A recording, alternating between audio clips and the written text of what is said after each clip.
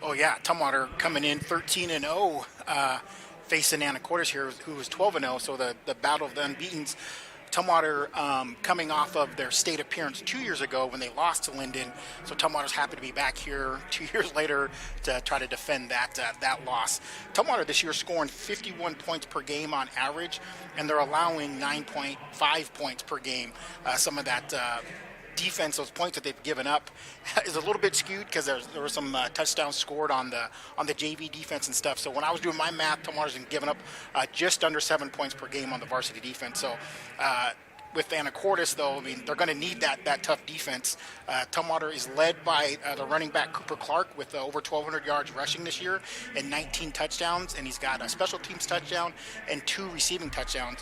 And then Kastner, the EVCO MVP this year, 1,350 yards passing, and he's 76% completion. So Tumwater, a very, very heavy run team, but the MVP of the league was our quarterback because he can throw when he needs to. And they're absolutely just rolling this year. Like I said, 13-0. They beat Richfield in the crossover game to get into the playoffs. Then they beat Port Angeles 70-12, which is the common opponent between these two teams.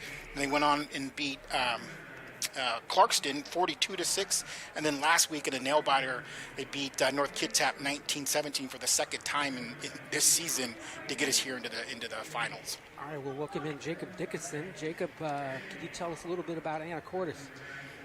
Yeah, this Anacortes team, I mean, they're special this year. Everybody thought last year was going to be the year we, lost first round against North Kitsap, but we're back in strength again this year. This team is versatile. They are fast. They are quick. I'd like to point out the defense that against Ording, I believe they were able to run a smaller line against their bigger guys there because they're bigger and slower, as opposed to Rogers, where they were able to run their bigger guys against their bigger guys, plug those holes, and let the linebackers do their work. Offensive side of the ball, I mean, you got Rylan Lang out there, balled out last week. Just had amazing games. I don't have the stats right now, but throwing to him is Rex Larson, and he has improved tremendously over this year. And I really think that they're going to be able to lead this Seahawks offense to a victory. All right, sounds good, Jacob. Thanks. You're listening to a WIA production powered by Eli Sports and the Vancouver Public Schools.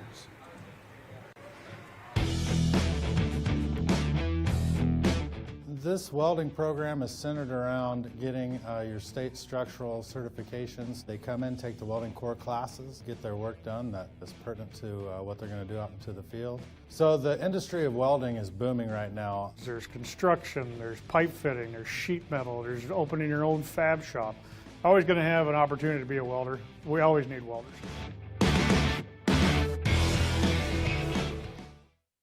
What's really special about these debit cards are the fact that they do have rewards tied to them. Although you personally are not reaping the benefit from that, your community is, and they support our healthcare heroes, and especially during this time where our frontline workers have had to be out there and people are getting sick. Every time you purchase something with that card, you're giving funds back to those organizations.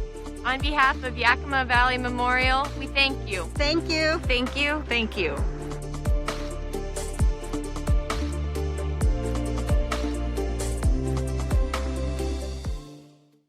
Alderson's West Print Wares is your one stop to tell the world about your school, club, or business. For jackets, shirts, hats, and more, go to Awards West Print Wares in Centralia. Awards West Print Wares offers fast service of quality products, including screen printing and embroidery done on site. A wide variety of advertising specialties at great prices and delivered right to your door. For a full catalog, go online to aldersons.net. For maximum impact, Aldersons Awards West Print Wares is ready to serve you today. The opioid crisis is real, and many families are dealing with this insidious problem. It can attack anyone, from illegal street drugs to legal prescriptions. American Behavioral Health Systems is here to help and has responded to this issue with our Secure Withdrawal Management Center. It's specialized medication-assisted opioid treatment and detox for low-income and Medicaid-eligible clients. The time is now to free yourself from addiction. For more information, go to AmericanBehavioralHealth.net. And welcome back to the Centralia College pregame show. Brent Bryant, Keith Clark, Jacob Dickinson with you. And Jacob, we're going to toss it to you this time. And you're a recent graduate of Anacortes. So yes. reading up on this team and seeing all the things, all the articles about them, I mean, you can tell us firsthand. I mean, 5-6 years ago, they couldn't field an actual varsity football team? Yeah, that was my freshman season. Remember, we only had two juniors were our upperclassmen playing a modified schedule. And yeah, it was, I remember just our coaches saying, this is where it starts, this is where it starts. We're not going to be winning state championships right here. As I say this, 5 years later, we're here at the state final. It's been impressive. It's amazing. Yeah, what a journey. Amazing transition into a winning program. Yeah, I mean, this Seahawks depth this year is just impressive. And Keith and you and I were talking about it beforehand. I mean, the skill positions here, the amount of training and agility stuff that they do in the off season, it's really shown throughout the season this year. Yeah, and getting ready for this game, my son playing on Tumwater, he's a running back, number 35. So I'm very, very familiar with this Tumwater team. But getting ready for this game, I watched several games of Anacortes this year, and number 4, number 7, number 32, all these guys. I mean, they just jump off the video at me and just making crazy catches, especially last week in that Edom Claw semifinal game. I mean, just amazing catches in the end zone. And it's just Tumwater's definitely going to have their hands full. But Tumwater, this group of seniors, like I said, I've coached most of these kids from 2nd grade through 8th grade, and so I'm very familiar with this group. And this group of seniors, pretty much, I think we figured since 2nd grade, they've lost only 4 games combined together. So they're used to winning. They're used to winning, and this has been a huge journey and a goal for them to reach this point. And here they are at Husky Stadium, trying to bring home a state championship back to Tumwater. Yeah, what a heck of a broadcast we have going for you here. We got Jacob from Anacortes and Keith from Tumwater, and I'm going to be the mediator, like the referee, all that good stuff, right? But great job by both of you guys kind of breaking this team down. And, the one big thing, too, coming into a game like this, state championship game, throw everything out the window. This is it, right? Yeah, absolutely. I mean, we talked a little bit about, Tumwater being banged up in a few positions, but there's some guys that are banged up that are playing today. They're like, this is it. I don't have to be rested up for next week. I'm not doing basketball. I'm not doing wrestling. I'm going to play today. And, they're taped up and they're got their aspirin and Tylenol and they're going to play. So there's guys that didn't play last week that'll be out there today. So like you said, this is it. Both teams after today are going to start winter sports. Yeah. So, You couldn't ask for better day for football. It's clear compared to yesterday with all the rain and the wind and everything here at Husky Stadium. Today is absolutely perfect. Wouldn't you agree, Jacob? Absolutely, yeah. The lack of rain is definitely going to work in the favor of the Seahawks. Their air raid offense. I mean, Rylan Lang, a total of 12 touchdowns, 627 yards. Yeah. Brock Beaner. Brady Beaner. 669 receiving yards and 12 touchdowns. I mean, this Seahawks team, they like to throw the ball. Yeah, and quarterback Larson, 2,500 yards passing. Okay, yeah. He's been amazing this year. Just a great arm, very aware, senior-led quarterback, and he puts the ball in places for his receivers to catch him. You never really see him make any mistakes. Watching all the film on him, he's fun to watch. Yeah, one of the things one of my notes on him is he's very good under pressure. A lot of teams actually not able to get a lot of pressure on this Anacortes team, but when they do, one of my major notes was he keeps his eyes downfield, and he's really good at finding his guys, open guy when he's under pressure, and he's about to get sacked. He'll still find his receiver, and so that's going to force the Tumwater defensive backs to stay in coverage and stay alert. Yeah, sure. I don't think there's a whole lot that they'll be able to sneak by them. Yeah.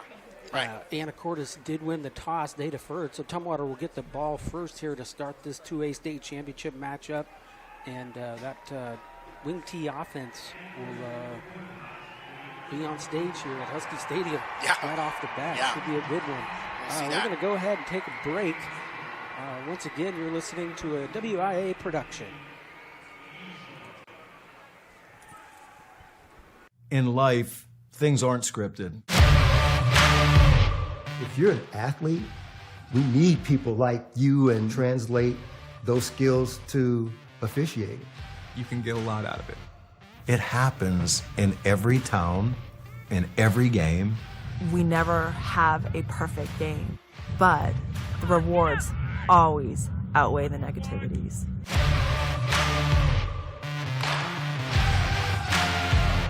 Spin Tees Screen Print and Graphics on Olympia gives you the very best printing and embroidery, perfect for teams, schools, companies, or special events. Get excellent quality, custom designs, quick turnaround, and low pricing. Count on Spin Tees for quality brands like Port Authority, Sport Tech, and District Threads. For easy ordering and results you'll love, go to spinteeprints.com or check them out on Facebook. At Snap Mobile, we know you need a hand. Help with expensing that last equipment order, assistance with getting gear to the team on time, donations from parents for a successful next season, and we're here for you through all of it. For more information, visit onsnap.com or contact your Snap Mobile representative to get the support you need. With great brands at the best prices at Academy Sports and Outdoors, you'll always find more fun. More of this, and more of this, and this. So you can do more of that, and that, and that, and definitely some of that, while getting together for more of that, and that. Yes! Have more fun with great brands at the best prices, only at Academy Sports and Outdoors. This presentation of the NFHS Network is brought to you by Academy Sports and Outdoors. Have fun out there.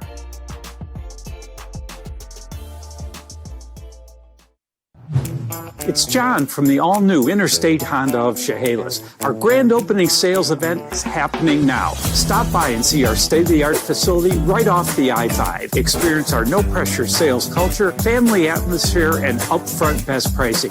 We know you'll never buy a Honda anywhere else. The factory's given us additional supply of hard-to-find Hondas, including the redesigned CR-V Hybrid and Accord Hybrid. At Interstate Honda, we don't sell cars, we help people buy them. OB Credit Union is your local credit union throughout the South Sound area. At OB Credit Union, you can open a personal savings account or checking account and plan for your financial future. David Littleton is a financial advisor, and he's waiting to hear from you today. Dave can help plan for your future and put in safeguards for when times get tough, while taking advantage of high-profit time periods.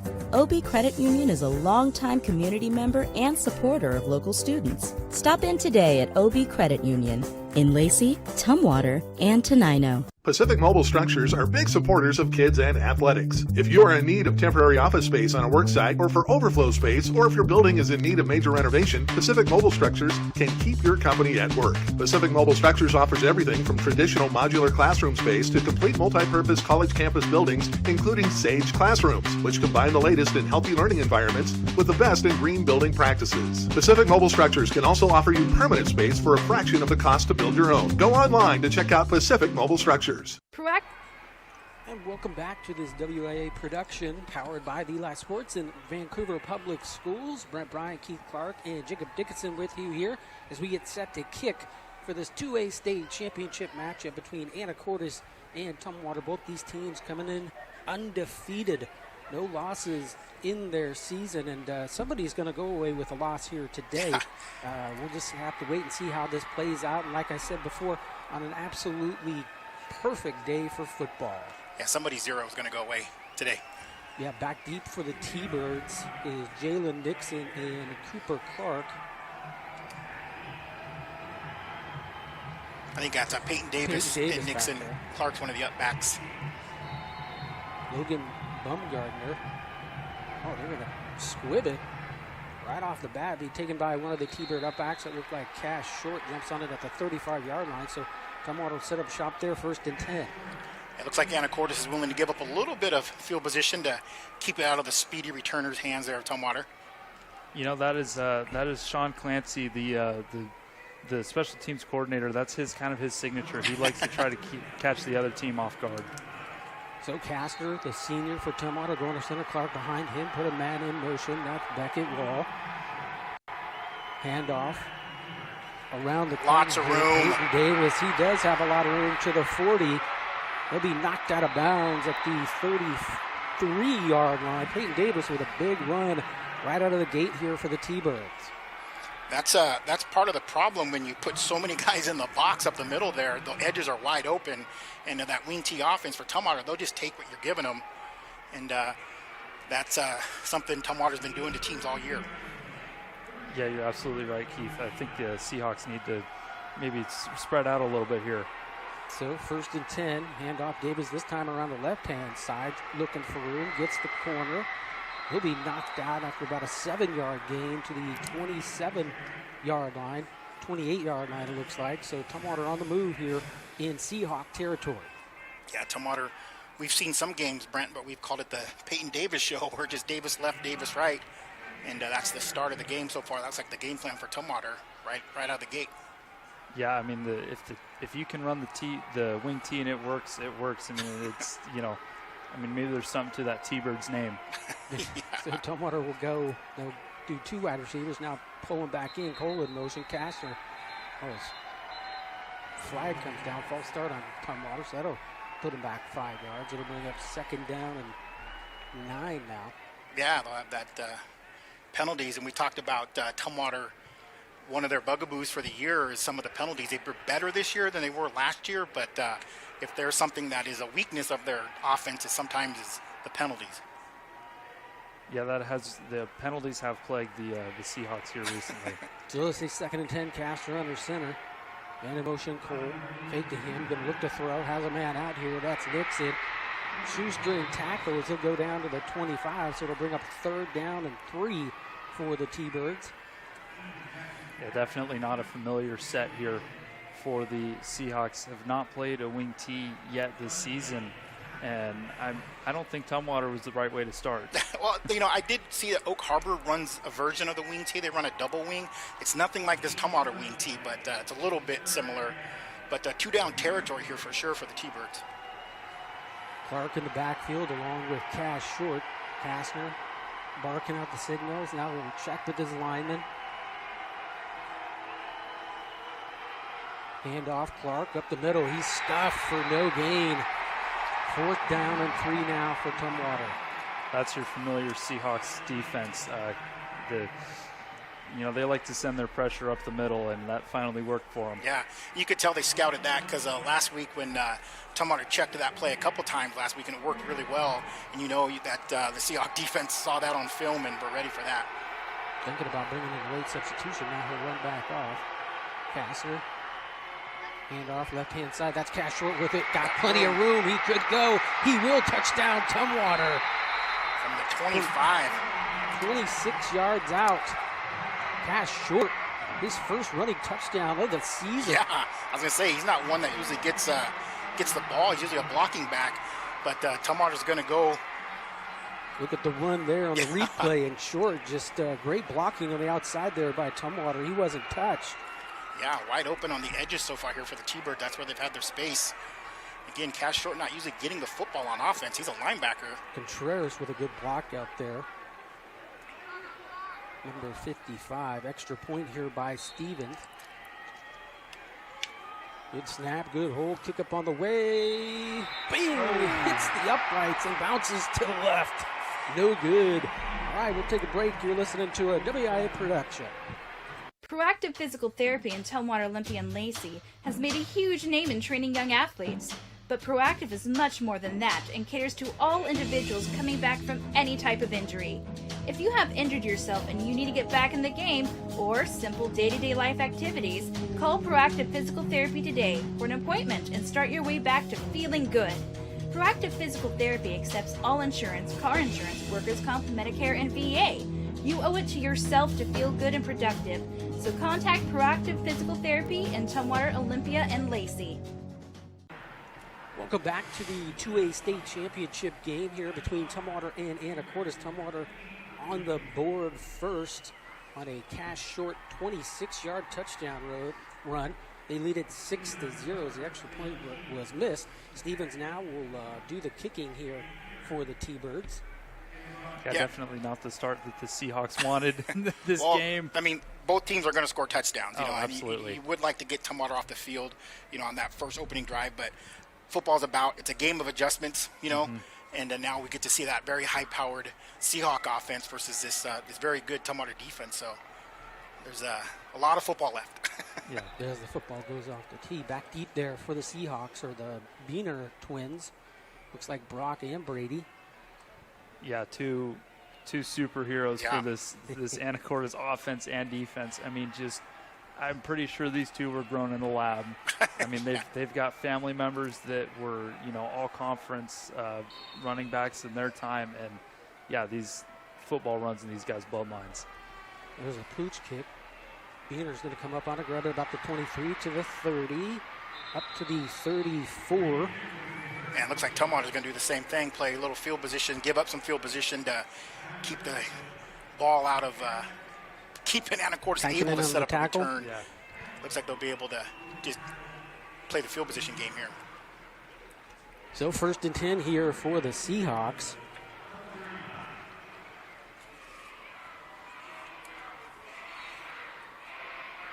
Their first possession here. Larson will be in the shotgun. Brock Beener to his left. Two receivers down here to the bottom, one to the top. Larson looking to throw, has time, going to throw it out there to Beener, looking for room. He might have lost a yard. Looks like he did. That'll bring up 2nd down and 11 here for the Seahawks.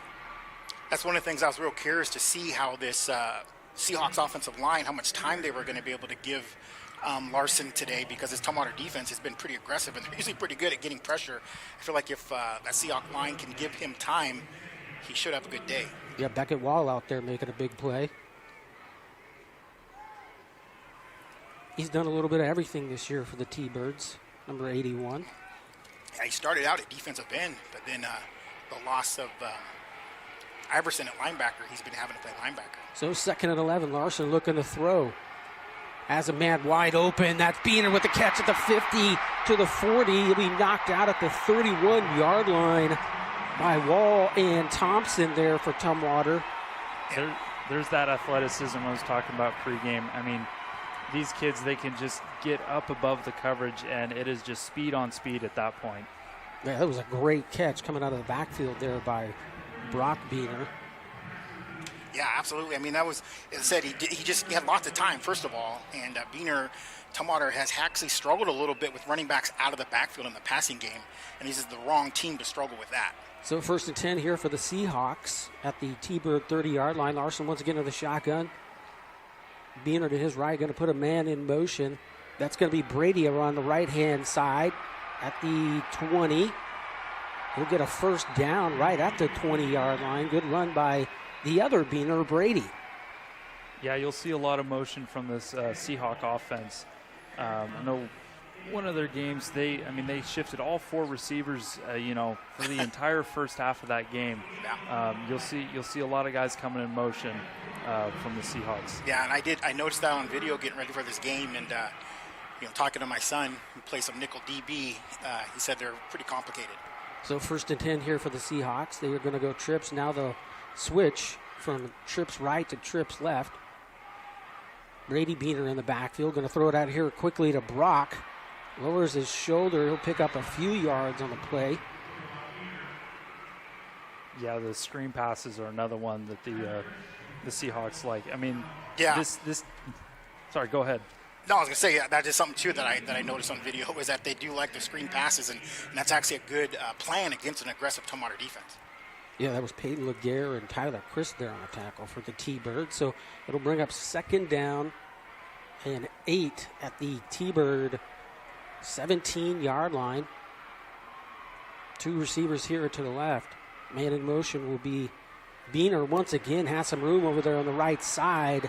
Good tackle by Beckett Wall to get him down at the 11.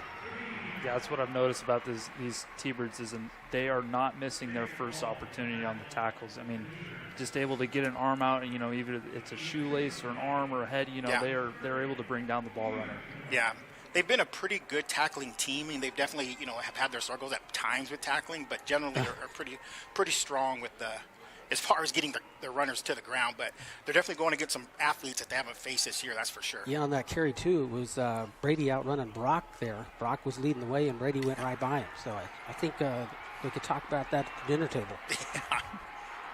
Man in motion. They'll hand it off to him. That's Lang. Has some room out here to the 5. He'll be knocked out of bounds there by Laguerre for the T-Birds. That should set up first and goal here for the Seahawks. Yeah, the Seahawks, they just pinball down the field with their counters and their reverses, and getting those receivers in motion. I mean, they rarely ever march down just one side of the hashes. Yeah, and that's called being a balanced offense and being able to use the entire field. And Tumwater has not faced a team that does use the entire field like that. So we'll bring up first and goal. We'll go trips out there to the right, single receiver down here to the left. That's Cooper Barton. Hand off Beaner. He'll score from 5 yards out just like that. Pretty much untouched. Brock Beaner doing his thing. Yeah, it was, again, Tumwater has seen that all year long where the spread out offense and just hand the ball off. And Anacortes obviously loves their matchups up front because he could have moonwalked into the end zone on that one. Yeah, I mean, that was... you had your coverage going to the right there, and he just cut it back the other way. I mean, just great heads-up field sense from Beaner. Yeah, absolutely. And we saw both these high-powered offenses just go right down the field and score. So it's going to be a game of adjustments so far. Walgamot to do the extra point. Good snap, good hold, kick up on the way, looks good. And it is. Anacortes leads this 7-6. With 7:15 left to go here in the first quarter, we'll take a break. We'll be back after this. Nationally known and locally owned, Southwest Washington is home to 6 locally owned Napa stores, providing you with the best quality parts and services you need. With fast access to an inventory of over 400,000 parts, with ASE certified parts specialists ready to help, it's no wonder so many do-it-yourselfers count on Napa Auto Parts. Visit Wilson's Napa Auto Parts in Centralia, Chehalis, Rochester, Tenino, Castle Rock, and the heavy-duty and wholesale location on State Avenue in Chehalis, or go to wilsonnapa.com. Welcome back here to Husky Stadium. Brett Bryant, Keith Clark, Jacob Dickinson with you for this 2A state championship matchup. Anacortes leads it 7-6, so both offenses look almost unstoppable here so far, guys. Yeah, first 7:15 left in the first quarter, so a lot of football left, and I know both these teams are pretty good at adjustments, and like I said, being so familiar with this Tumwater team, that's one of the things I've really admired about them this year is their ability to adjust, and it's going to have to do a lot of that, because you can't just give up drives like that if you're either team. Another little pooch kick, going to be taken by Clark. He's looking for room at the 30, going to bounce it out. Trying to get to the corner, 35. He'll be taken out at the 38-yard line. Again, Anacortes playing by Micah Dickinson. Keeping the hands out of Davis's hands and Nixon's hands. Those speedy returners back there. This your cousin, right? Yeah, cousin. Cousin and son. Yeah. Jacob's cousin just tackled your son. Okay, nice. How many times do you get to say that in a broadcast? Yeah, there you go. So first and 10, Tumwater. They're on 38. Wall will be in motion. Now they'll put Davis in the backfield as well. Hand it off to him. Looking for him. He'll bounce it to the outside. Pick up 5 or 6 yards there does Peyton Davis. He'll be pushed out of bounds by a couple of Seahawks and Beaner and Schaefer. Yeah, the Seahawks defense, I mean, they can adjust, and like you said, Keith, it's this will be a game of adjustments. But I mean, you can see they're just the Seahawks defenders talking to each other, trying to get ready there. I mean, you said we played that Oak Harbor offense, but nothing like Tumwater. Yeah. So we'll give him 4 yards on that. Bring up second down and 6. Tumwater will come in tight now. Davis and Nixon going to look to throw. Has some time now. He doesn't, going to scramble out here. Kastner might run with it. He'll get knocked out at the 44-yard line. Great blocking there by the line. I mean, just giving him plenty of time to run around.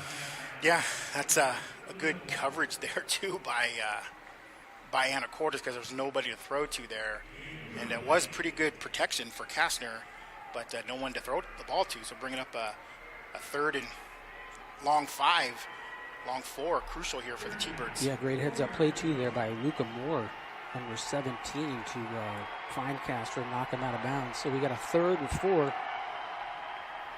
Handoff inside will go to Thompson. He's not going to get anywhere. Brady Beaner on the tackle, as well as Olsen, Tyler Olsen.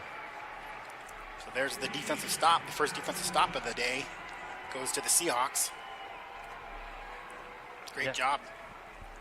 Yeah, I mean, last week I'd said that it was going to be the first stop who wins the game. And I'm not saying that Anacortes is going to win the game by any means, but that's definitely going to go in their favor. Yeah.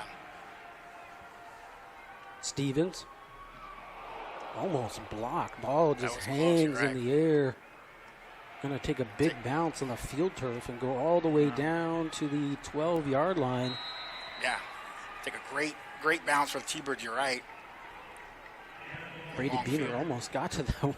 Yeah. So close. And I've been saying all year, like if I'm scouting against this Tumwater team, I'd rush every punt. Tumwater doesn't punt a lot, but when they do, it's a slow snap and it's a slow kick. And I've noticed the last couple weeks, teams are really coming after that. Yeah, great roll though. So you can't teach that though. Yeah, and that's all the field turf. It does whatever it wants to do. You'll get a good roll or you'll get a terrible roll. Yeah, you just never know what's going to happen with that stuff. That's exactly. for certain. So 1st and 10 here for the Seahawks. Their own 12-yard line. Larson in the shotgun. Brock to his left. Now they'll put Brady in motion. Going to hand it to Brock, looking for the right-hand side. He'll go nowhere. Elijah Tucker in on that tackle, number 52.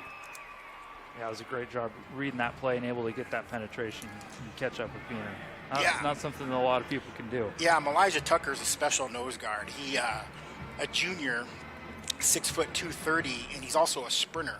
He throws on the track team, but he's also does the 100-meter and the 4x1, so he's a special breed of athlete. And he was first team all-league for Tumwater, and he's likes to wreak havoc in the middle there. Yeah, I can tell. So it'll bring up 2nd down and 10 now here for the Seahawks. Larson, fake the handoff, going to throw it quickly. Flag comes flying in real quick. We'll check to see what the refs say.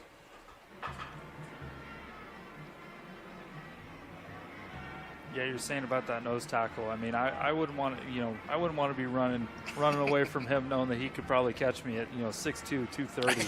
Yeah, it's a lot of boy moving fast. Yeah, that'll push the Seahawks back 5 yards. Bring up 2nd and 15. I always joke to Elijah Tucker, his dad owes me a food bill. He's at my house all the time. He's best friends with my son, and those guys can eat. So the ball back at the 7-yard line now.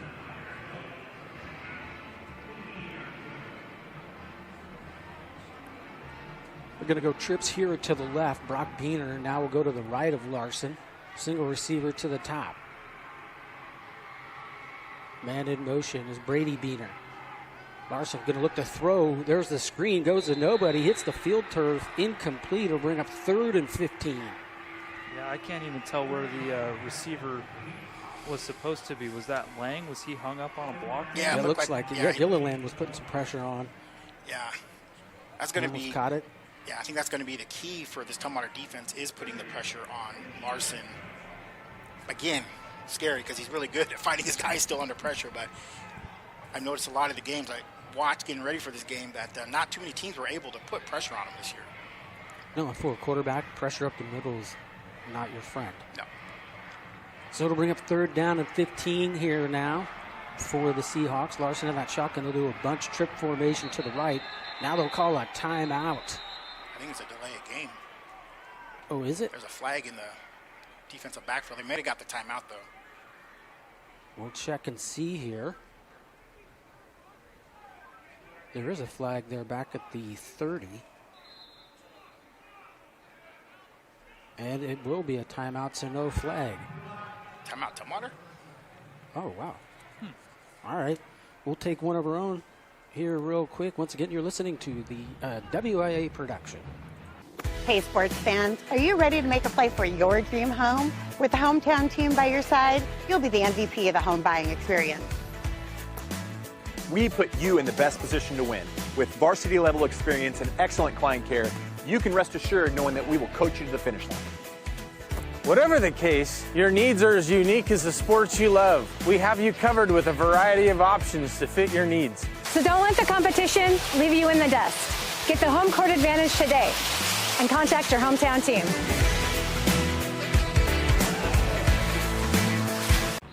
welcome back here to Husky Stadium. Brett Bryant, Keith Clark, and Jacob Dickinson with you. The Seahawks are going to have a big 3rd and 15 here from their own 7-yard line. They did call a timeout before the play clock ran down. So they will go trips here to the left once again. Brock Beener in the backfield. Single receiver there to the top. Looks like Lang. Blitz being put on here by the T-Birds. He's got plenty of time. Going to heave one up in the air to Beener. No good. Incomplete. Cooper Clark on the coverage. That's going to bring up 4th and 15. That was a deep ball there to Beener, and Clark on the coverage. Anacortes wanting the contact. A lot of contact on both sides there. There is a flag down in the backfield. Oh, in the backfield. Yeah, there is a flag. I didn't see that one.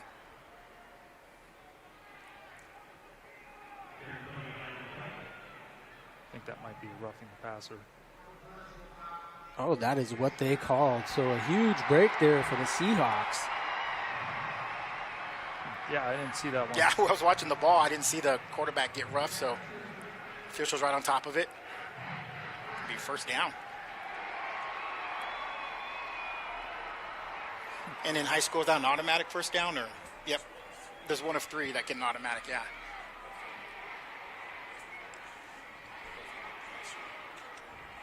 That's right, roughing the passer, roughing the kicker, and roughing the snapper is an automatic first down in high school, plus the yards.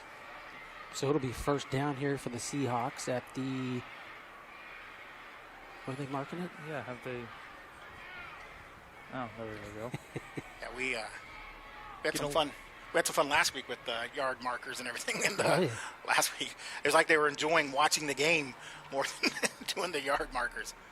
Hey, you know, it's the best seat in the house. Yeah, courtside seats. Yeah.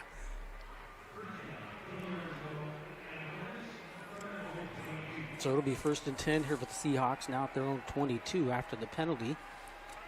Tumwater's 2nd penalty for 20 yards here so far. First quarter. Larson back again in that shotgun, the pistol, put a man in motion. That's Lang. Fake the handoff, going to throw it out here quick. Laguerre trying to make the tackle. Still trying to make the tackle on Cooper Barton. He'll pick up 3 hard-earned yards. I mean, great shoestring tackle there. I mean, he wasn't obviously able to get him to the ground, but just able to hold him there until that Tumwater defense is able to rally to the ball and really bring him down. Yeah, and I tell you what, these Anacortes players are so hard to tackle. Just it's almost like they got grease on or something. They're so slippery. Getting ready for this game, watching that, I was on my notes, and they are really tough to bring down. Yeah, good hustle to the ball, too, by Derek Thompson there for the T-Birds. 2nd 7. Handoff up the middle. Beener, he's going to dive his way up to the 33. The marking looks like the 32-yard line, so it'll bring up 3rd down and 5. Tackled by Beckett Wall. Yeah, it's no secret with Beener that he can either bounce it outside or just run it through the, run it in between the guards. I mean, he's just a real special sort in that way. He is. He's fast, and he'll drop his shoulder too. And I believe he's a 3-star athlete, and I believe it. So 3rd and 5. Larson going to be flanked by. Oh, looks like Tumwater was wanting a false start there. He just moved out of the backfield. They'll go trips now to the right. Going to look that way quickly. Has time. Going to throw one up in the air. Incomplete. Looking for Brady Beener coverage there by David Malroy. Yeah, I don't think that was really put in the best place for the receiver. I mean, if it was just on his outside shoulder, I mean, I know that's a 10 times more difficult pass to catch, but just get it away from that defender. Yeah, on that throw there, I coach my guys that you want to miss out on the outside. If you miss out on the inside, you're begging for an interception there. Good coverage by Malroy. And one thing, too, that I've been impressed by Larson is that he'll stand in the pocket and throw the ball instead of getting scared and holding on to it or whatever. But he had pressure in his face on that one as well. Yeah, the officials are definitely letting some contact out. They're going to do maybe a fake. Yep, he's going to run with it. Beener being chased. Will he get there? No, he will not. Tumwater stops him. Yeah, That's a design to me. It looks like kind of an option if he can kick it or go ahead and run it. It looked like a design. Yeah, I think he made the wrong decision there because now Tumwater has a really short field. Yeah, they're already deep in Seahawk territory, Seahawks 29-yard line. Yeah, they have been doing that. They changed their punter to to one of the beaners so that he can get some legs under it. Kastner under center. Nixon behind him. Bryant split to the left. Now Dillon, the tight end, will go to the left. Man in motion, Davis. Going to pitch it wide out to him. Looking for blocking. He's going to lose 2 to 3 yards there. Great defense. Brock Beener in on that one. Just creating havoc on that right side, along with Elias Quintino. Yeah, nice job. Like you said, that's one of the things that's going to be tough for this Tumwater offense is that the speed that Anacortes has on the edges matches their speed with their running backs. So it'll bring up 2nd and 12 now for the T-Birds. Dillon in motion. Now they'll put Peyton Davis in motion. Hand it off to Clark. He'll go up the middle for a couple. It'll bring up 3rd down and 9. Wow, I mean, it looked like he was at one point he was standing still, and the other point he was running 100 miles an hour. I mean, that was some really impressive acceleration from that kid. Dickinson again on the tackle, so another cousin. Cooper Clark, he's his 40 time is as fast as probably anybody on the field. Now his 100-meter time, that's a little bit different story, but he is really explosive out of the backfield and up the middle there. So it's going to bring up a 3rd down and 9 here for the T-Birds at the Seahawk 28-yard line. Got Orion Hari. Oh, yeah, Orion Hari went off limping off the field, the starting first-team all-week guard for Tumwater, so we'll keep an eye on that. Yeah, not something you want to see at this point in the game. So Tumwater will send 2 receivers to the right, 2 to the left. Kastner in the shotgun. Going to look to throw. As a man in and out of the hands of Jacob Dillon. Beener on the coverage. Along with Quintino. Looked like a pretty good throw there by Kastner, just like you said, in and out of the hands of Dillon. Looked like a catchable ball, but going to make a 4th and long here for the T-Birds. Yeah, I think it was just a little bit inside, but still, that's up to the receiver to reel that in. Yeah, Dillon's been sure-handed pretty much all season. So it'll bring up 4th down and 9 here for Tumwater.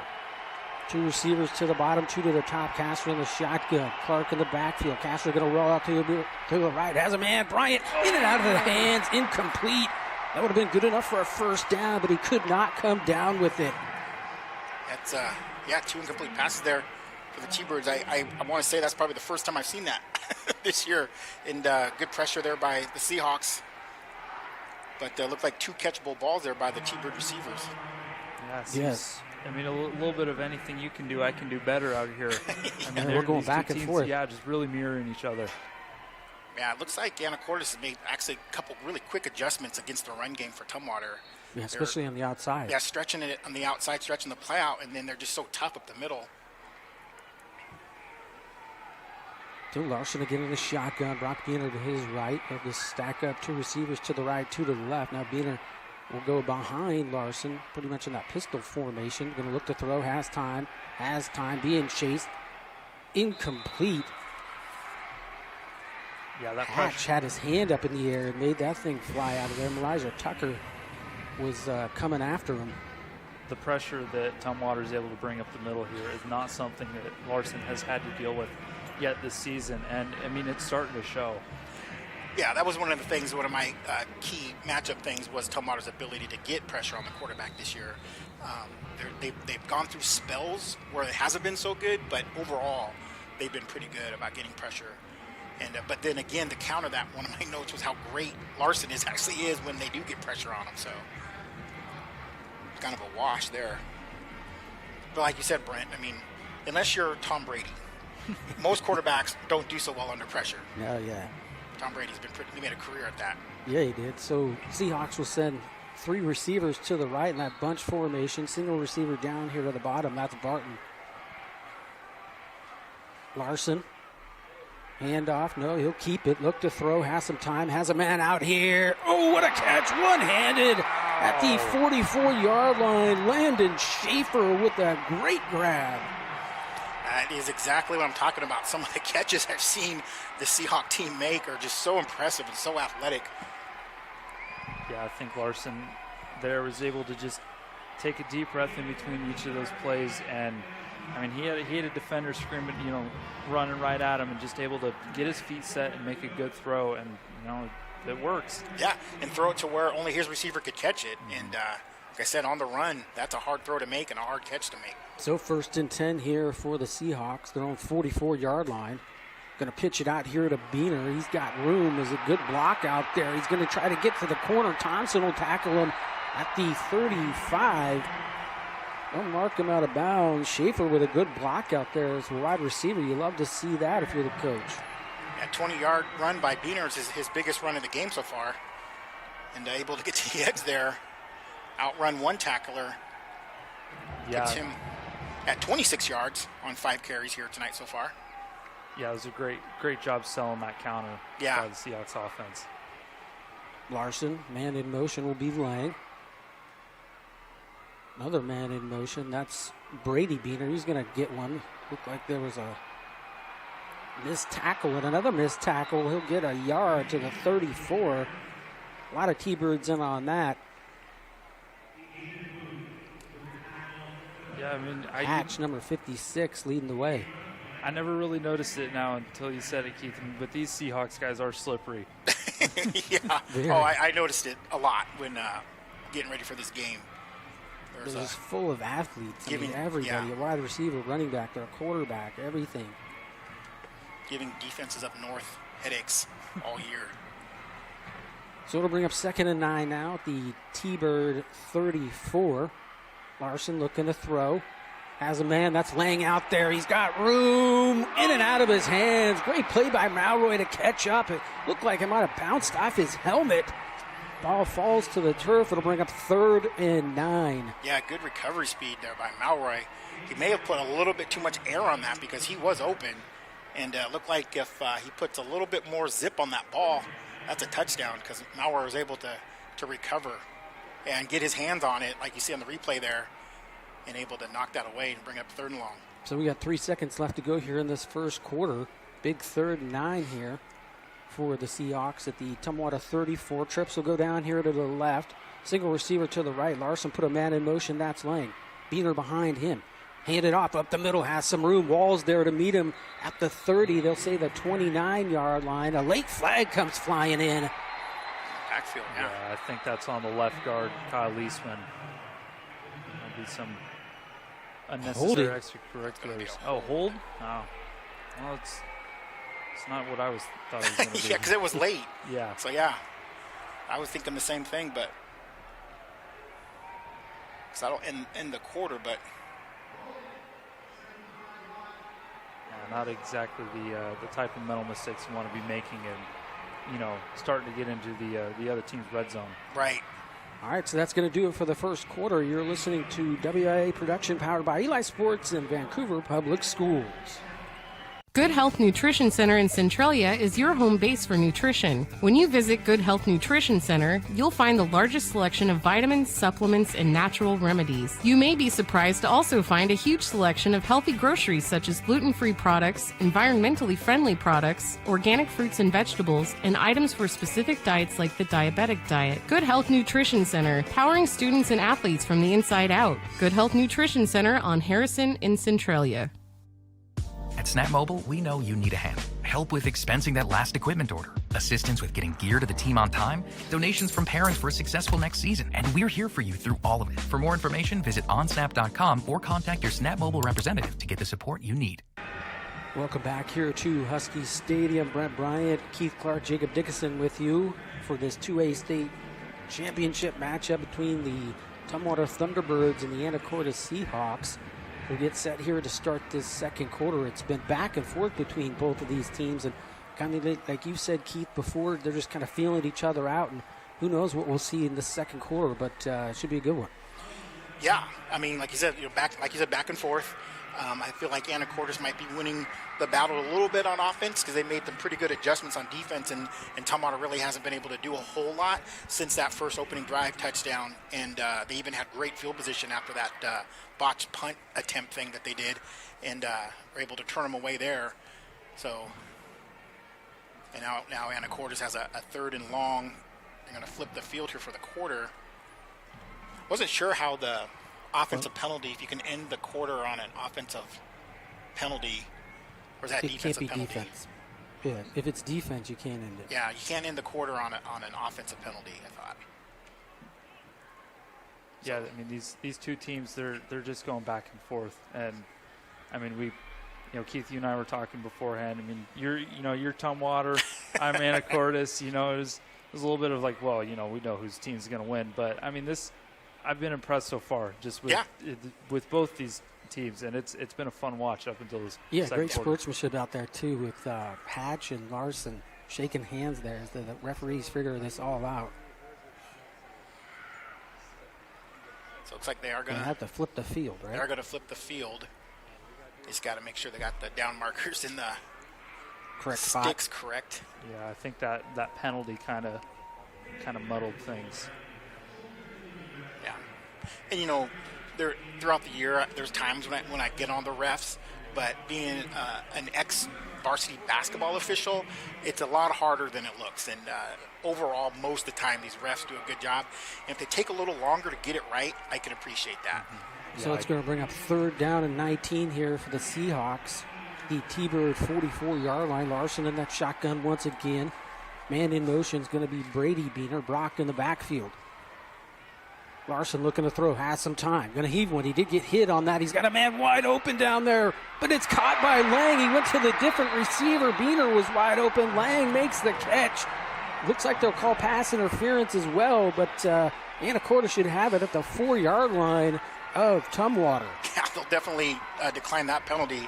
Again, just threw that up kind of a jump ball and was able to get behind Malroy again and went up and got it, even with the pass interference. And 1st and goal, Seahawks. Yeah, Lang, a very talented wrestler. Oh. Actually, I can't remember exactly where he placed this last year, but, I mean, that kid is an athlete. He can get up there. Tell you what, I played with several wrestlers, and some of the best athletes and football players I've ever played with are wrestlers, especially at the state level type wrestlers. Yeah, I've seen him make catches just on film. The one against Linden in the end zone there, where he toe tapped his way for a touchdown, was absolutely amazing. Oh, yeah, against Linden, that one. Yeah. That was just, and that catch there was great, too, as well. He's just an all-around great athlete. Yeah, Malroy has his hands full with them so far here today in the early going. So it'll be 1st and goal here for the Seahawks at the T-Bird 4-yard line. This is a situation, too, where I've seen Anacortes throw the ball in here into the end zone. And he's inside the 10-yard line, so it just kind of keeps the defense on their heels on what they're going to do. So they're going to go trips here to the right. Larson, Beaner to his left. Single receiver there to the top. Now they'll move Brady in motion. Hand off, Beaner. Breaking tackles, gains about a yard on the play in there. Big number 70 for the T-Birds, along with Cash Short, Nathan Boone. Yeah, fool me once, shame on me. Fool me twice, shame on you. That was the exact same play that Beaner was able to score on their first offensive drive, and Tumwater was not going to get caught again. Right, and did a good job of making an adjustment on that. But again, it's so hard on the defensive line when you're spread out like that, and you don't have a whole lot of help behind you. You got to beat your guy and make the tackle. So 2nd and goal. Larson gets the snap. Going to pitch it out here to Beaner. He's got room. Touchdown from 2 yards out. Brock Beaner just with a huge hole. Great play there by the Seahawks. Larson just very aware, makes the pitch, and he was untouched. Yeah, that makes it hard. I mean, you're really vulnerable on the edge there when you're spread out. You got a speedy back like Beaner like that on his 8th carry, only for 33 yards here so far, but he's got both touchdowns for the Seahawks. Yeah, and good job by Schaefer, able to tie up that corner and keep him away from Beaner. I mean, maybe so he wasn't able to slip down and get a tackle right before the end zone. So Walgamot on to attempt the extra point. It looks like there was some movement. There comes the flag. It was blocked, but Looks like Tumwater moved early. A lot of movement on the near edge here for the T-Birds. Wait for the call, though.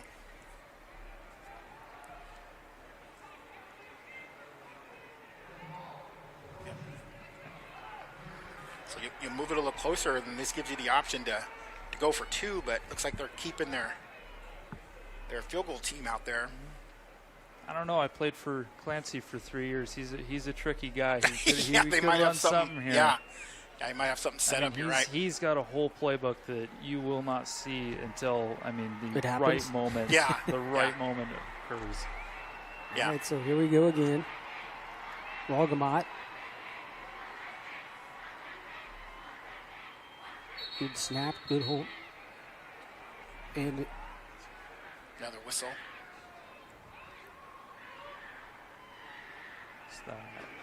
I don't see any flags. Do you guys? No. Oh, they didn't start the They play. didn't blow the whistle to start the play. Jumped the gun a little. It happens. Little practice kick. Yeah.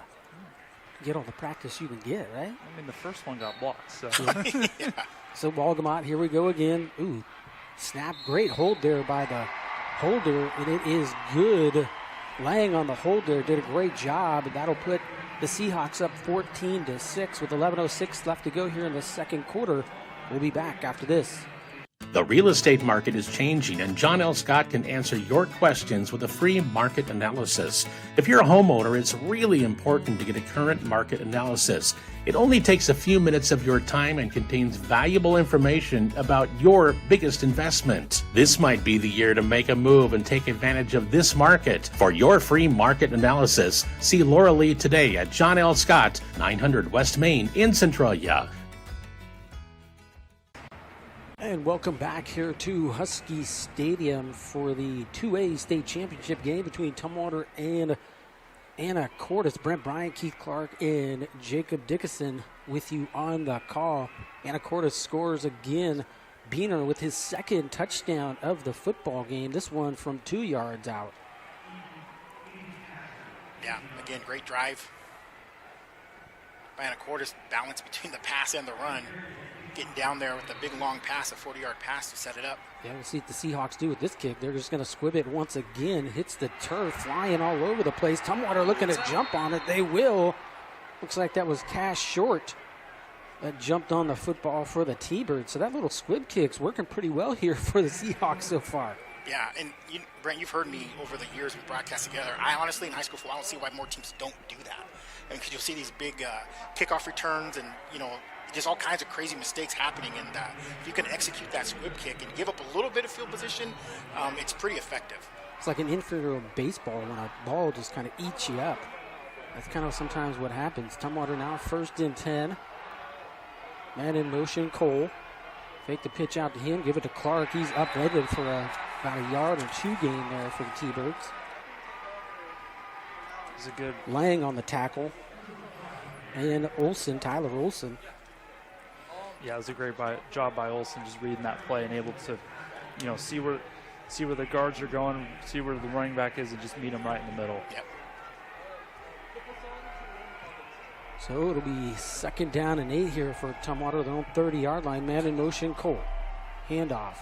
Clark loses a yard to the 29. It'll bring up 3rd down and 9. Olsen again on the tackle.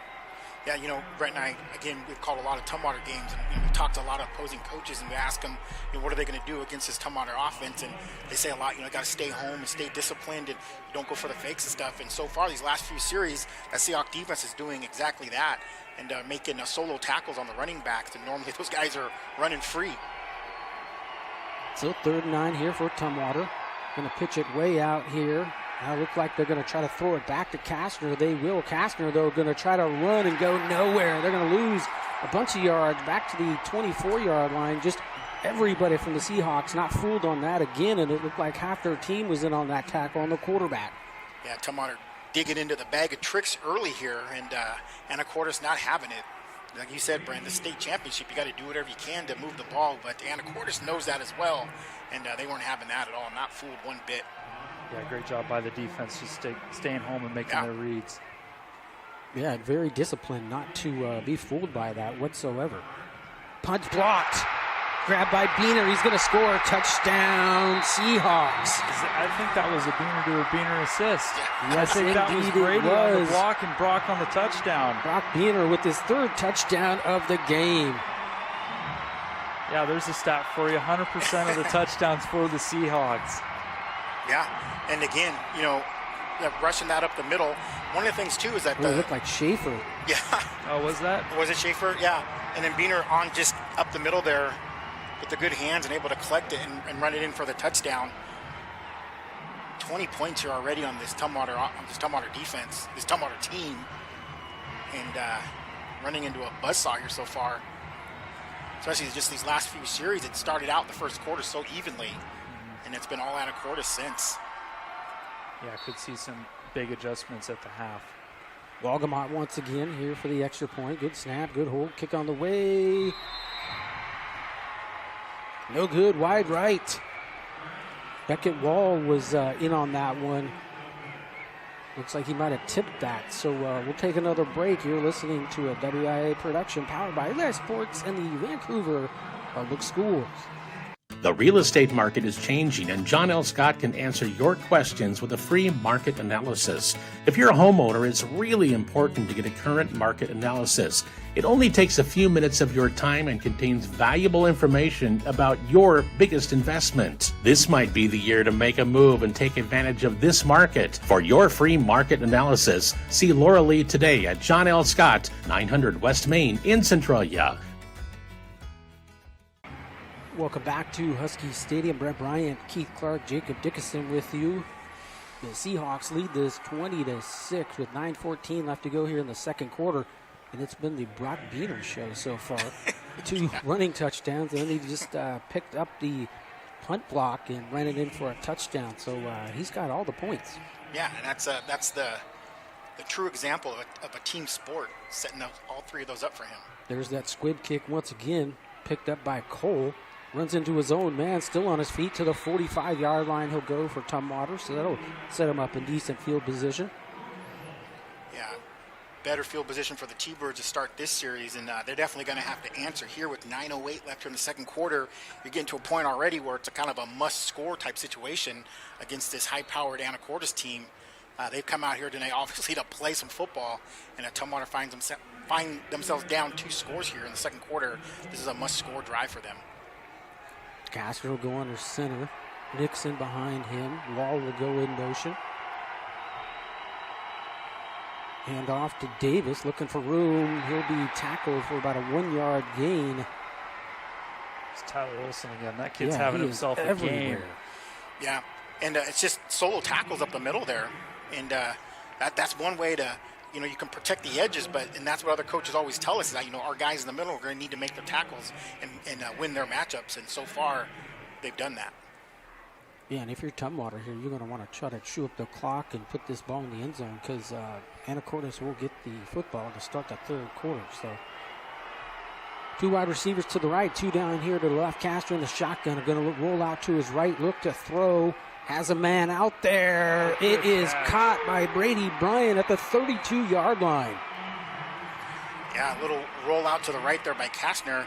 And interesting that he chose, Bryant was open, but that's a tough throw to throw it back to the middle of the field there. Running one way, thrown the other way across your body. Yeah. Not a whole lot of guys can do that, and with the accuracy. Right. And that's what I'm saying, where Kastner's been dangerous this year, that he has that ability when they need it. So 1st and 10 for the T-Birds. Kastner will go under center now. Ooh, look out.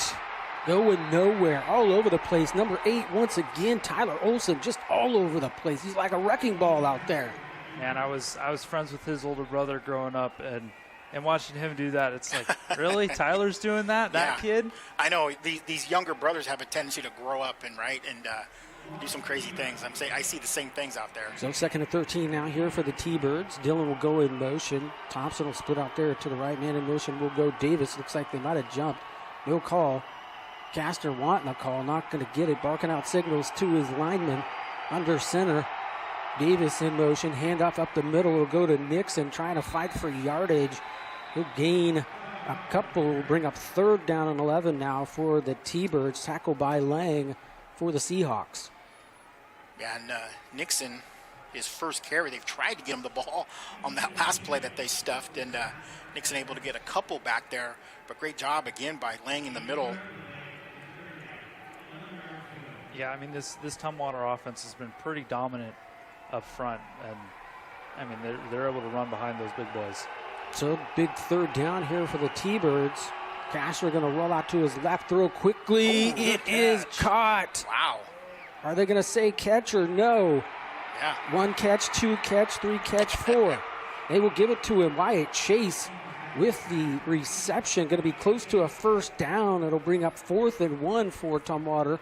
Man, that's the young sophomore, Chase. Oh, yeah, what a great catch. Yeah, brings it in. From up here, it looked like a catch, and the replay confirms that. But Tumwater fans have a few more years of watching him. He's been impressive this year. So Tumwater going up quick. Kastner. Ooh, looks like he got enough, and there's a late flag. A very late flag. And some finger pointing. I don't know if there's a false start or... Looks like he got enough for the 1st down, but... Yeah, I think looks like they're going to call it on Brady Bryant. Yeah, I think he might have moved a bit early, but the flag just came out a little late. So that'll push him back 5 yards and bring up 4th and 6. Yep, that is the call. So 4th and 6 now here for Tumwater. They picked up that 1st down. Kastner did at least make a yard and then took a big shot there by the senior quarterback. Yeah, he did. Yeah, we'll see what Tumwater has here, because I mean, legal formation. Anacortes, alumni, but I'm sure they can run something here to get them the 1st down. So 4th and 6, Kastner in the shotgun, going to roll to the right, looking to throw. Now he's going to run. He will not get there. The Seahawk defense just snuffs him out. There's Brock again, along with Olsen. Brock Beener and Tyler Olsen just all over that one. Yeah, just not enough a good coverage actually on the back end there. There's no one for him to throw to, and then he's got people in his face immediately. So Kastner making a smart decision there and to just run it, but obviously short of the 1st down, turnover back to the Seahawks. 6:15 left to go here in the 2nd quarter. Plenty of time for this offense to score, that's for sure. Yeah, we'll probably see some deeper shots here, not necessarily so much run from the Seahawks. And, they get the ball at the half, so... So yeah, Larson in the shotgun, Beener to his right. Man in motion will be Brady Beener. He's going to roll out here to his right. Has some time, looking. Has all day. Now he doesn't. He's going to be hit, but he does get the ball off to Beener. That was great coverage. It's going to be a 1-yard gain to the 30. Great coverage there by Tumwater. I mean, not really giving Larson a lot of options, and it almost looks like everybody nearby him just kind of stood up. Maybe they heard a whistle. Yeah, it was like the play was just extending, and it just seemed like maybe the play was over. But again, good job. So they'll give him 2 yards to the 31. Of Larson again, just keeping his eyes downfield. That's one of the things I was so impressed with him. You see on that replay to find his man and have the arm strength to get it to his guy for something. 2nd and 8, Larson in the shotgun. Trips here down to the right now. Beener will go in motion, going to throw it out there to him over his head. I don't know if that's a backwards pass. No, they'll say incomplete. Bring up 3rd down and 8. Yeah, Seahawks, I mean, they've kind of had a tendency of doing this. They'll get some steam, and then they'll try to do something a little fancy, and, the wheels come off a little bit. So as the offensive coordinator, I mean, I just want to, sit down, just do what you're comfortable with and get those short, chippy yards. Right. Larson 6 for 11 here so far with 91 yards passing here in the 1st half. So 3rd down and 8. Larson in the shotgun. Beener to his right. 2 receivers to the left. Going quick. Looking to throw. Pressure being put on. Has a man out there. That's Lang. Who'll get it for the 1st down and be knocked out of bounds by short coverage there. Looked like by Malroy for the T-Birds, but a great pass and a great catch. Yeah, again, another great example of Larson. I mean, he took a shot. Yeah, back at wall. As he threw it, and still able to find his guy. And, back at wall just comes clean. And convert the first down with pretty decent coverage by Malroy. And Lang making the catch. So 1st and 10 here for the Seahawks. They're on 44-yard line. Brady Beaner now will go into the backfield. Brock will go out at wide receiver to the left. Hand off, Brady Beaner. He'll pick up 3 or 4 yards. On the tackle, Chris Wall, and it's like number 25 there, Harryford. You know, with Brady obviously playing more of the wideout and Brock being the running back, you'd assume that maybe these guys are 2 different people. I mean, these are identical twins. I mean, same exact build, and I mean they can, if they swap jerseys, you wouldn't even notice. No difference. Some good insight right there, Jacob. 2nd down, 6. Quick pass. Oh, there's the flag. That was behind the line of scrimmage. Yeah, I think the intended target was, I mean, it could have been either one of those, either Barton or Beaner, but that Tumwater defender had them both tied up. Any idea what the flag was? I think it was pass interference. Oh, it was on the... Yeah, because I think one of the receivers was trying to get out, and he... Well, at the line of scrimmage, you can do that. Yeah. So, I think that's maybe... Was it hold? There you go. Holding on defense, okay. So I know at the line of scrimmage you're allowed a lot more contact, but I think that's what they're trying to explain to the Tumwater coaches over there. But there is a limit to that. Yeah, to the contact. You still got to let, if they get outside your shoulders, you still got to let them go. Yeah, because at the line of scrimmage, it's blocking, and it could be a run, and I mean, there's all kinds of situations why that's allowed at the line of scrimmage. So that'll give them the first down all the way inside. That's usually where you'll see 42. You'll see offensive coaches wanting the offensive, or the defense wanting the offensive pass interference there, but at the line of scrimmage, all that blocking is allowed. Yeah, it's hard blocking those squirrely guys. So 1st and 10. Larson looking to throw, has time, has a man out here wide open. It'll be knocked out at the 31-yard line. Landon Schaefer, and a late flag comes flying in. It's going to be a late hit. Cash Short and Derek Thompson over there for Tumwater. Looks like he did get pulled out of bounds there, so that probably will be a late hit on Tumwater. Yeah, that could be seen as a controversial call. I mean, obviously he had him and wrapped him around, but I mean, it's when he didn't let go once he was to the ground that drew that flag. Yeah. And, you can make the argument that it was, you couldn't let go because you were going to the ground. But yeah, the letter of the rule, it's a penalty, yes. Even though if he wasn't trying to do that. But yeah, by the letter of the law, it's definitely a penalty. So that'll be 25 yards and penalties on the T-Bird defense just in this drive. Yeah, they're sitting at 45 penalties total, 45 yards of penalties. The holding and then that.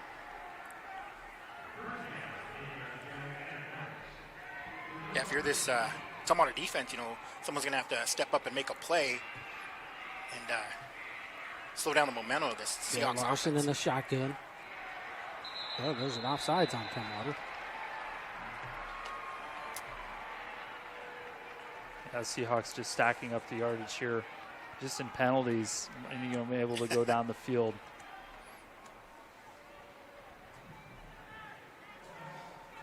Yeah, just a little bit. There's 30 yards. A little bit too much of a penalties. jump. The Tumwater defensive line, they're just getting enough into the, what do they call that? The neutral zone. Neutral zone and encroachment there, drawing the penalty.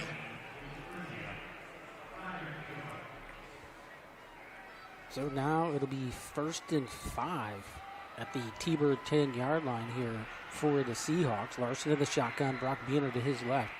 Lang, Schaefer out here to the right. Tumwater look like they jumped again. I think that was on Anacortes this time. Yeah, Anacortes this time. Yeah, that was. So back and forth we go. Yeah. One way, back the other. Yeah, those hard counts are tough on linemen, I'm telling you. Yeah, especially after a full day of practice, and you get on the line and on 2. Alrighty, you're heaving and breathing. You can't really count that well. Right. Come on. So it'll bring up 1st and 10 now from the T-Bird 15. Larson in the shotgun again. Brock Beaner to his right. Schaefer laying down here to the right. Looking to the left, has time. Now he doesn't. There's going to be a holding penalty probably against the Seahawks. Pressure being put on by Hatch and Wall and Boone there for the T-Birds. Yeah, we were at a pretty clean game most of the first half here. We did. And then Lear just drive. The flags are flying. Yeah, I mean, and they are technical penalties, not personal fouls. So I guess that's that's good in that sense. Yeah. So that's going to take them back 10 yards. So we're on our. Oh, that's right. So it'll be 1st and 20 now. Yeah, around the old rule from the spot of the foul, right, and it would have been even further back. Thank you, Paul. They changed that. So 2 receivers to the left, 1 here to the right, laying in the backfield, along with Beaner. Larson, handoff, looking to the right, now will cut it back up, still on his feet. He'll get down to the 12-yard line, bring up 2nd and 12 here for the Seahawks, a gain of 8. Keith, I got to ask that formation that the Thunderbirds were running for their defense, was that a design play? I mean, it looked like they almost weren't ready. Sometimes they'll start their defensive alignment about 3 or 4 yards back, and then they'll just rush the line of scrimmage. It's a little bit different look. Last week it kind of really perplexed North Kitsap, and they had to use a bunch of their timeouts every time they saw it. Yeah. So 2nd down and 12 here for the Seahawks at the T-Bird 17. Larson gets it, fakes the handoff, going to roll out to his right, has a man right there. That Schaefer touchdown. Seahawks, Schaefer. That's just that from Seahawks 17 yards out. What a great pitch and catch between that quarterback and the wide receiver. He created enough space. He was wide open. All they had to do was make sure he caught it. Yeah, it was really great protection. I mean, even though he was under a bit of pressure, and he was able to escape that to the right and find his guy. Plenty of time to get open, and a great ball. Great catch. Yeah, that's tough for a quarterback throwing on the run like that. He just laid it on him. So Walgamot here to attempt the extra point. Good snap, good hold, kick up on the way is good. Anacortes takes the lead 27-6, 3:11 left to go here in the second quarter. We'll keep it here. Tumwater, Keith, what do you think they're going to have to do to try to inch their way back into this football game? Well, score some touchdowns. So you're saying the obvious? Is that what you're telling me? Yeah, they're definitely. I mean, obviously, again, with 3 minutes 11 seconds here, again, you're back again to a must-score situation here on offense, and they have to figure out a way to punch the ball in the end zone. So they go into the halftime, with not such a deficit, and then try to figure out a way to stop this really good Anacortes offense. They haven't had an answer here yet, only stopping them one time, and then they've scored every other time they've had the ball. So they'll definitely have to sit in the locker room and make some big adjustments. But this Tumwater team's been known to do that, and there's absolutely no quit in this team for sure. A lot of football game to be played, but all Anacortes so far. Yeah, this is the most points being scored on Tumwater all season. We're still in the second quarter. Yeah, exactly. And there's the pooch kick once again. On the ground, Short will pick it up, spin his way, and get up to the 40-yard line. So, again, decent field position for Tumwater. They seem to move the ball, but then Anacortes just shuts them down, and Tyler Olson just having himself a heck of a game from that linebacker position. Number 8, he's just flying all over the place. Yeah, I mean, the good drive Tumwater had, the opening series to score down and score a touchdown has been the majority of their offense. And since then, they've actually had the majority of their offense throwing the ball. Anacortes has shut them down on the ground, and Tumwater's been able to throw a little bit, but then, like you said, they go backward. Yep, Kastner under center, Nixon behind him. Give it the end around here to Davis. Davis looking for a hole, bounces to the outside. He'll get out of bounds about the 42. Yeah, about that Tumwater offense. I mean, their offensive line are making their good blocks. It's just they're not able to get to that second level to block those linebackers, and those linebackers are able to slip right through and make a tackle. Yeah, and that's what I was going to say. To answer a little bit more technically, answer Brent's question is Tumwater's going to get those running back to the second level because they've been so good doing that. But the Anacortes defenders have done a good job of tackling, making those solo tackles. So 2nd down and 8 now here for Tumwater. They're on 42-yard line. Castro under center. Nixon behind him, putting a man in motion. Castro going to look to throw. He's being pressured. Throws Bryant too far over his head. And I'm a little surprised in, being Cooper Clark's dad, you can take this. However, at this point last week, Cooper Clark had 130 yards rushing, and he really hasn't played a whole lot on offense. He's playing more defense today as he trots on the field right now. But, Cooper going 250 yards last week and having over 500 yards just in the playoffs. I'm just a little surprised he actually hasn't carried the ball more. Well, it's because Dickinson's out there. Could be. But again, this Tumwater offensive staff, probably knowing that they would key on him a little bit and purposely possibly not giving him the rock as much. Castro in the shotgun. Timeout going to be called by Tumwater. We'll keep it here.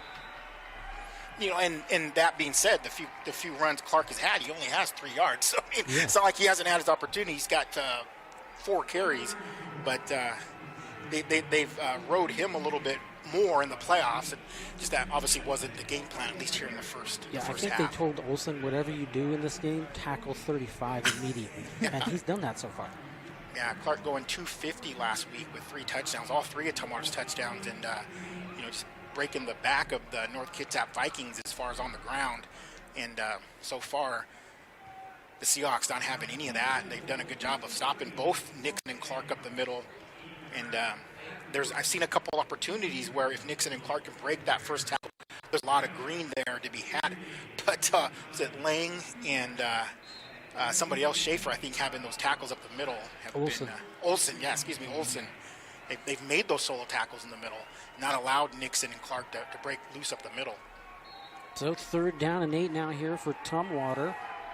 2:49 left to go here in the first half. Castro in the shotgun. 2 receivers to the right, 2 to the left. Castro looking, has some time. Going to throw. Dillon out there, in and out of his hands. He had to turn around to try to make the catch. He was looking for it to be on his outside shoulder. Went to the inside shoulder. That will go incomplete. Tumwater with a 4th down. They're going to be forced to punt. Yeah, and that is tough to turn around and make that catch, but it didn't look like that off of Dillon's hands. And Kastner finally able to get a little bit of time to make a decent throw. Just Dillon not quite able to bring it in. That's easy for me to say, up here, but because that is a tough catch to make, to turn and catch like that. I mean, I think he just saw it late. That was perfectly right in between both of his hands. So Stevens to punt once again. This one he'll get off. Lying back there, just going to let it hit and go out of bounds at the 18-yard line. So Anacortes will have it 1st and 10 at their own 18. Yeah, Tumwater, again, not able to move the ball. And it's Anacortes, whatever happened from that first series, they made those adjustments and have really stifled this offense since then.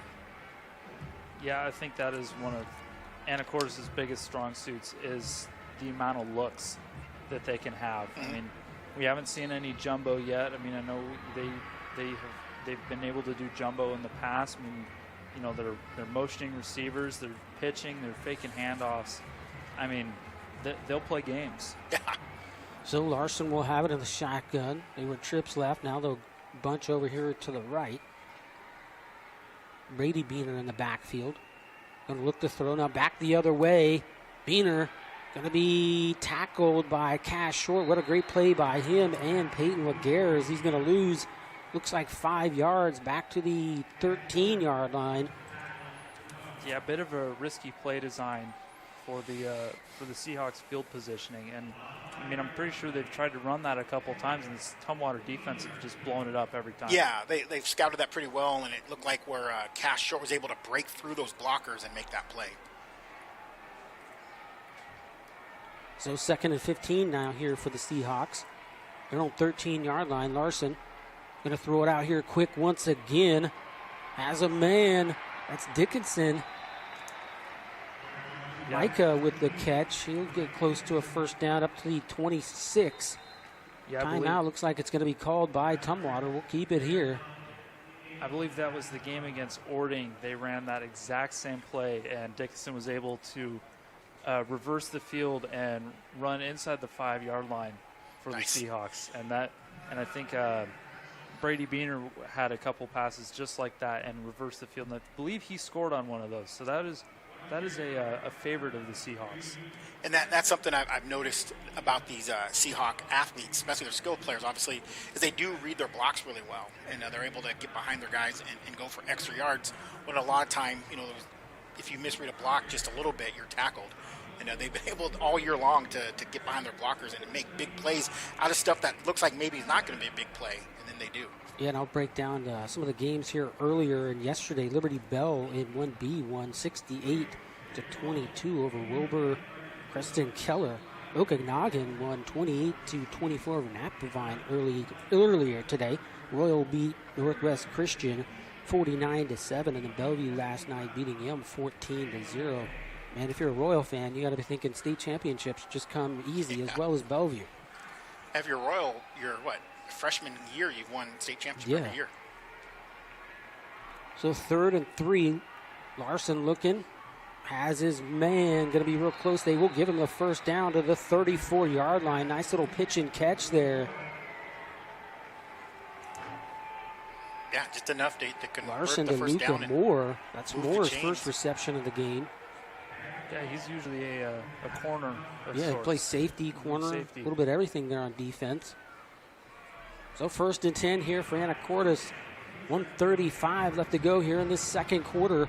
They lead at 27-6 over Tumwater in this 2A state championship game. Larson in the shotgun. Going to roll out to his right, look to throw, has some time, going to throw one, but just too much juice on it over Dickinson's head. Yeah, it was good coverage there by Tumwater, too. Maybe not the pass I would have made there. I mean, the kid's got long arms, but not that long. Well, you would know, right? Yeah, he's taller than I am. Was he 6'4"? 6'4". Yeah. He says he's 210, but I'm 210. So we'll get him some more. See him at Christmas and get him a couple extra plates, and we'll get him up to 210. So 2nd down and 10 now here for the Seahawks. Man in motion, Beaner. Looking to throw. Larson has his man open. That'll be a first down and more as he hits Cooper Barton for a big gain up to the 44-yard line. Anacortes with a drive going here. 1:13 left to go here in this second quarter. Tackle made by Tyler Chris there for the Thunderbirds. Going quick. Seahawks, he's going to look to throw. He's looking out here to Lang. Kicked it. He's got it. What a catch. Rylan Lang with a catch you don't see often, but with him, it just seems like it happens all the time. Yeah, right on Brady Bryan as well. And you don't see that happen to Brady Bryan very often. And Lang able to go up and get that. We've seen him do that on video so many times this year. And able to move the chains and keep his drive That was moving. absolutely amazing there by Rylan Lang. Larson, they're going to go quick. He has time, going to throw it over. Ooh, deflected there by Bryant. Intended receiver was Landon Schaefer. Bryant this time knocks the ball down. I'll bring up 2nd down and 10 here for the Seahawks. Yeah, great use of the clock here with the throwing game. Able to move the ball here with still 54 seconds left before halftime and threatening to score again. Yeah, this Seahawks time management this season has been top notch. I mean, it's not something you really think about when you say football. You think the run game, you think the pass game, maybe special teams, but the games within the games is where these are won and lost. So 2nd down and 10. Pitch out to Brady Beaner, looking for room. Blocked out there and a good one. Beaner gets the corner and more. He's going to be knocked out at the 19-yard line. That'll bring up 3rd and short here. Good block out there by Cooper Barton. Yeah, I mean, that was a textbook receiver block there. I mean, just enough on the defender's shoulder so that he can't cut underneath and make the tackle for the loss. Going to be 3rd and 1. That's a really good play that they got against this Tumwater defense. That's they've picked up some good chunks on that play. Yeah, it's worked better than the pass. Yeah. So it's 3rd down and 1. Timeout looks like it's going to be called. We'll keep it here. Anacortes with the timeout. Be the Seahawks' second one of the first quarter. One left for both teams with 47 seconds left to go. And if you're Tumwater, you're going to have to try to hold them out of the end zone, especially with them getting the football to start the third quarter. This could get out of hand. Yeah, I mean, in any matchup, I mean, you don't want to let the other team score right before halftime, regardless of who's getting the ball back or not, as far as momentum goes. But again, I think they took over this drive with right around 2 minutes, and there's still 47 seconds left, and they managed the clock really well. But yeah, you're right, Brent. Tumwater's going to try to figure something out here to keep them out of the end zone, at least keep them from getting 7. I'm not sure. Looks like Anacortes' kicker's got a decent leg. Yeah, I mean, he's missed quite a few field goals. I mean, I'm not trying to gloat, but not that they've really mattered a whole lot. Yeah. But yeah, I mean, it's noticeable. I mean, it is something like, oh man, it's, if push comes to shove, can we put this on this guy's shoulder? So 3rd down and 1 here for the Seahawks at the Tumwater 19-yard line. Larson once again in the shotgun formation. Put a man in motion. That's going to be Lang. Hand off Beener up the middle. Hatch almost had him, but missed him. And Beener will get the 1st down and more down to the 14. Yeah, there was that Red Rover sent Tumwater right over defensive line there. And, I mean, Beener was just able to punch right there. Yeah. It tries to confuse the offensive lineman, but they picked up their blocks pretty well. Clock down to 25 now. Larson, they're going to go quick. Throw one out the air. Look for Lang. He'll make the catch. Touchdown. Seahawks. Anacortes. Rylan Lang once again with a score. He's having himself a day in the state championship game. That's 2 touchdown passes here. I mean, they were right in the legs of Beener on the ground, and now the last 2 touchdowns have been through the air. So very well balanced attack here by the Seahawks. Yeah, this team can have their cake and eat it too. I mean, it's impressive with, I mean, just all the little games that they can play. I mean, I'll sound repetitive here, but it's just the little games that the Seahawks team is able to play and just how balanced they are. Yeah. Walgamot on for the extra point here for the Seahawks. Snap, good kick. On the way, it is good. So that'll put Anacortes up 34-6 now with 19 seconds left to go here in this second quarter. We will keep it here. And yeah, just like you guys were talking about, this offense for the Seahawks is just so well balanced. I mean, you're going to have to play a guessing game on what you think is coming, either run or pass. And when you think either or, you miss and they hit you big with some of those big plays. And Lang just with great hands. I mean, that guy just catches everything. If it's in his radius, it's like it sticks to his hands. He's just a great athlete all around. Yeah, he's a junior. So he gets another year to entertain the Seahawk fans. Yeah, I mean, this team is pretty young, though. I mean, obviously their quarterback is leaving us, but yeah, I mean, this is a young team. Yeah, the skill positions are, juniors, and that's impressive. And having great junior years and winning a state championship, if they go on to win this, is very helpful for recruiting for those young men. So, most definitely. Seahawks set to kick once again. There's the whistle. There's another little kick that hits the turf short with it. He's going to go nowhere, be driven backwards. I'm going to blow the whistles. Someone will have it their own 39. It's the defensive lineman, Toby Escada, on that tackle. I mean, that's a lot big of ball. Guy. Yeah, it's a big guy moving Coming that fast downhill. down. Yeah. Surprised he stayed on his feet. Still 1st and 10 for Tumwater. 66. 11 seconds left to go here in this second quarter. They're going to go trips out to the right, single receiver here to the bottom. Castor in the shotgun. Going to look to throw. Now being pressured, being chased. Still on his feet. He's going to run out of bounds. Well, For a stadium 2 clock. 3-yard gain. Oh, there it is. I said stadium It's clock 9 seconds. never started. Oh. It was showing 11 seconds at the start of that play. Great coverage downfield by the defensive backs there for the Seahawks. Gasser didn't have any opportunities to throw the football.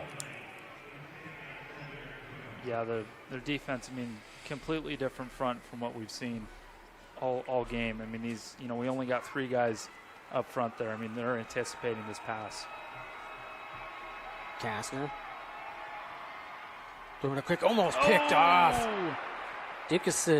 Micah Dickinson almost with the interception, just goes right off his hands. Bring up 3rd down now here for Tumwater. Yeah, that's one of the adjustments they made last week. He was able to, to set that edge, playing that outside linebacker, that kind of deep, pass rusher hybrid. But out of the half, he was swatting at flies a little bit more. He had a hand on a couple. It's a 3rd and 8 now here. Handoff, Nixon has some room, 50. Gets to the corner. He'll go out of bounds. There should be 1 second. Flag, a late flag. Man, that faked me out. I mean, I was looking down the field. Yeah, that's a little delay draw that Tumwater runs. They only use it when they absolutely need it. Yeah, it'll be one more play, even though the clock says 0, if that's a defensive penalty, which I'm going to assume it is. Nixon's run that play really well, and we've seen that play go for touchdowns. And Anacortes doing a good job of keeping it out of the end zone, but good pickup by Nixon. Yeah, I mean, I could believe it. Yeah, personal foul. And Tumwater hasn't run that in a few weeks.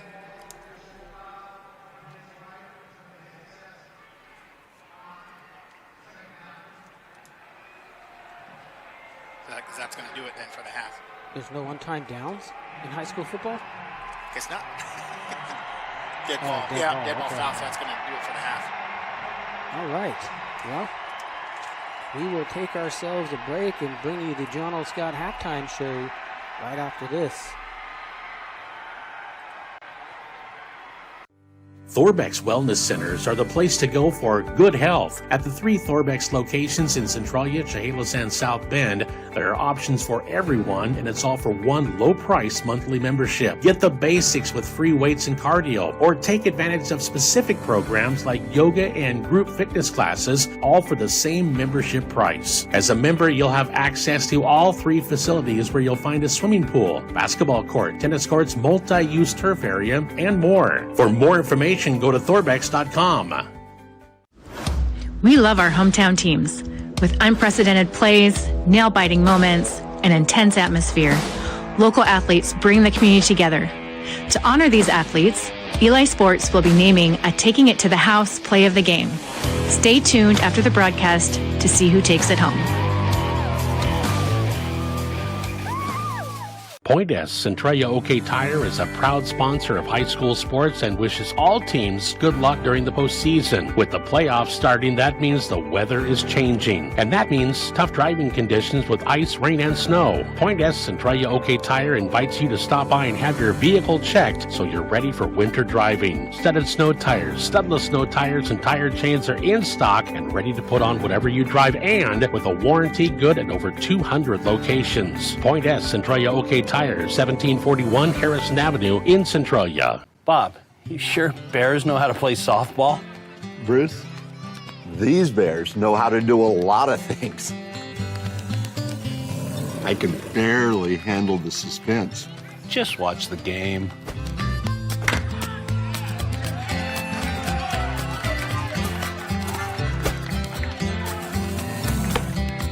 She eats at Black Bear Diner. Good old-fashioned family food, Black Bear Diner.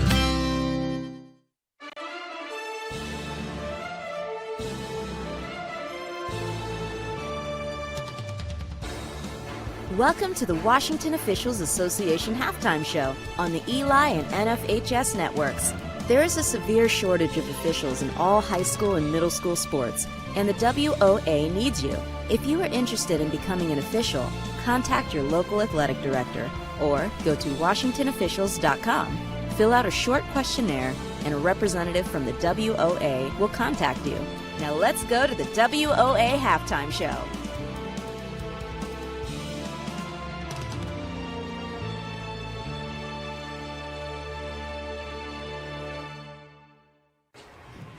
Welcome to the John L. Scott Realty Halftime Show. Get to know your home and property's true value with a free market analysis from the John L. Scott professionals. John L. Scott Realty there at 900 West Main in Centralia. Well, at the half here, it has been all Anacortes, 34-6. They lead it. Tumwater did start this game with a touchdown to take the lead, missed extra point, and then since then it's been 34 unanswered there for the Seahawks. And Keith, some of the T-Birds have not seen in a long time. They haven't seen all year. Yeah, they haven't been down like this. The one time they were behind 7-0 to Tahoma for about 30 seconds, and that's the only time they've been behind. And then again last week against North Kitsap, they came back twice, but they weren't down by 30 points, 28 points or whatever it is, the difference it is now. So, yeah, it's a great first half for Anacortes, and some of Tumwater's power and some of the things they've done against other people just aren't working today against Anacortes, and that's been a big difference here so far. Yeah, Jacob, for you over there for Anacortes, it's probably par for the course of what you're seeing. Yeah, I mean, I'm surprised, and I don't mean this to be disrespectful, but I was expecting a closer game. I mean, that, Tumwater came out strong. Anacortes has made it a little bit of a habit of coming out a little flat, and they did, quick touchdown for Tumwater, but I mean they came right back.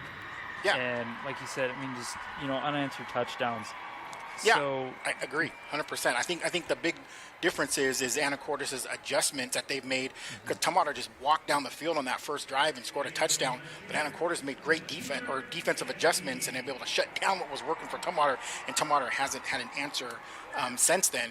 And then same thing for Tumwater, they have not been able to adjust on defense, and Anacortes is pretty much doing whatever they want through the air and on the ground against this T-Bird defense. So, and again, this, being a Tumwater guy, no excuses, but I do see some of the injuries and some of the stuff is starting to be exposed a little bit at some of the positions. I won't mention any names, but there's a couple guys I see that aren't playing, up to par where they've played before, and it's been a long playoff run, and I'm seeing some of those injuries starting to be exposed a bit. And I think Anacortes is definitely taking advantage of that and doing a good job at it as well.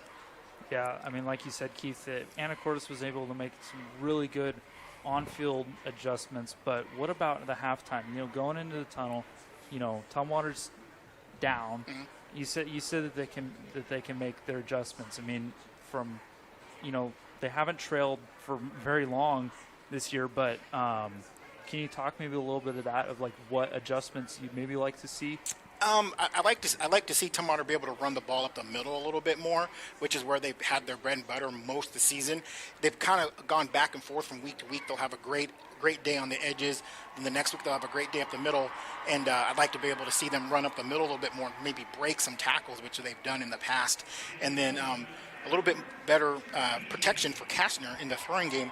Kastner going, he only has 2 actual completions for 37 yards passing, and he seems like he's under pressure as soon as he gets back there. So I think, if you put in an extra blocker or leave an extra running back, one less receiver, I think that's an adjustment you'll see. But I really got to take my hat off to Anacortes and their speed. That was one of the things. It was hard to tell. They did not look fast against Linden to me, because Linden is fast. They looked blazing fast against Enumclaw, and so it was hard to tell, like, how fast really are these guys? Knowing the speed of Tumwater, Anacortes is fast. Yes, most definitely. They can do a little bit of everything, like I said. They a little salt, a little pepper. Sometimes they'll throw in some sugar, a little bit of everything there for them. And Larson, just what a great quarterback, and how he leads, not only handing the football off, but his throws and stuff on the run from either he's rolling out to his left, he's rolling out to his right. Everything has pretty much been on target to every wide receiver. And then when you got receivers like Lang and Dickinson and these guys making catches, then you're like, yeah, how did that happen? That was one of the things on my notes, because seeing all those amazing catches last week, I was like, how sustainable is that though? well, they've sustained it into this week as well because they've made some really great catches that shouldn't have been made, and they go ahead and bring them in. So, and obviously Larson is used to that because he'll just throw the ball where he thinks his receiver can get it, and they've been able to do that. So, we're going to take a as break. Advertised. Yeah, we'll take a break. You're listening to a WIA production powered by Eli Sports and Vancouver Public Schools. Proactive Physical Therapy in Tumwater, Olympia, and Lacey has made a huge name in training young athletes. But Proactive is much more than that and caters to all individuals coming back from any type of injury. If you have injured yourself and you need to get back in the game or simple day-to-day life activities, call Proactive Physical Therapy today for an appointment and start your way back to feeling good. Proactive Physical Therapy accepts all insurance, car insurance, workers' comp, Medicare, and VA. You owe it to yourself to feel good and productive. So contact Proactive Physical Therapy in Tumwater, Olympia, and Lacey.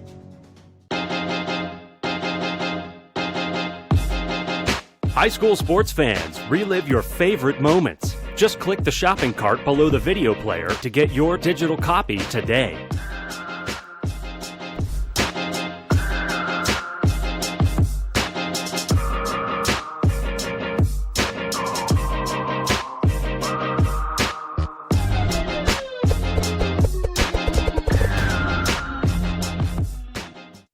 There are many ways for businesses to expand their customer base, but one of the tried and true ways of increasing customer loyalty and recognizing employees is to put your name and logo on promotional and motivational items.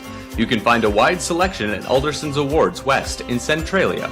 Shirts, hats, coats, mugs, pens, and more, all with high-quality screen printing or embroidery done on site. For a full catalog of items at great prices, go to aldersons.net. Many times, drug addiction and mental health crisis often occur at the same time. It's called co-occurring disorder. American behavioral health systems since 1997 have been treating those addicted to drugs, and now they serve those with mental health issues, providing full-service care for those in need of behavioral health intervention. ABHS's therapeutic approach is evidence-based and carried out by their professional care teams. You deserve happiness, hope, and health. For more information, go to AmericanBehavioralHealth.net. Welcome back to the John L. Scott Realty Halftime Show. Brett Bryant, Keith Clark, and Jacob Dickinson with you. And Keith, stats-wise, what do you have for Anacortes there and Tumwater? Well, Tumwater, we'll start with, I'm not used to reading Tumwater stats first because I usually go with the team that's behind. I used to read their stats first. So Tumwater, not a lot, really. 114 yards of rushing. They did get 30 yards from Nixon on that last play there before the end of the half. And then 37 yards passing. Kastner is 2 for 9 in the air for 37 yards for 151 yards total of offense for Tumwater. And on the Anacortes side, obviously with 34 points up on the board, Anacortes rushing for, I'm going to say only 73 yards. It really seemed like it was more than that, but 73 yards total and 175 yards in the air for a total of 248 yards. And as you see right there on the monitor, on the screen, Beener going in for one of his 2 touchdowns there in the first half. Like I said, Beener with 2 touchdowns, and 2 running and Larson 1 on got 2 special throwing touchdowns, and they have a special teams touchdown. So that's the 5 scores on the board with 1 missed blocked there by PAT. So there's a special teams touchdown fell right there. right into his hand. So, like we talk about, they're winning all 3 phases right now with a block punt for a touchdown, and then they've got they're obviously shutting Tumwater's offense down, and then they've scored 3 or 4 points. So winning in all 3 phases. Yeah, that passing, look at that pass, just absolutely perfect. Just a tight spiral, just right on Lang. And that time Lang, he didn't have to make a spectacular catch, he just hit him right in the chest. But, what you've seen so far, Jacob, and what you've seen all year, what do you think Anacortes will do coming out here in this second half with this kind of a lead? I think it'll look a lot like the start of the game. If Tumwater comes out in a different set, maybe go back to basics a little bit. Try to see if that inside run is there. They're going to feel them out. On defense at least. Offense, I mean, they're going to stick to what they know.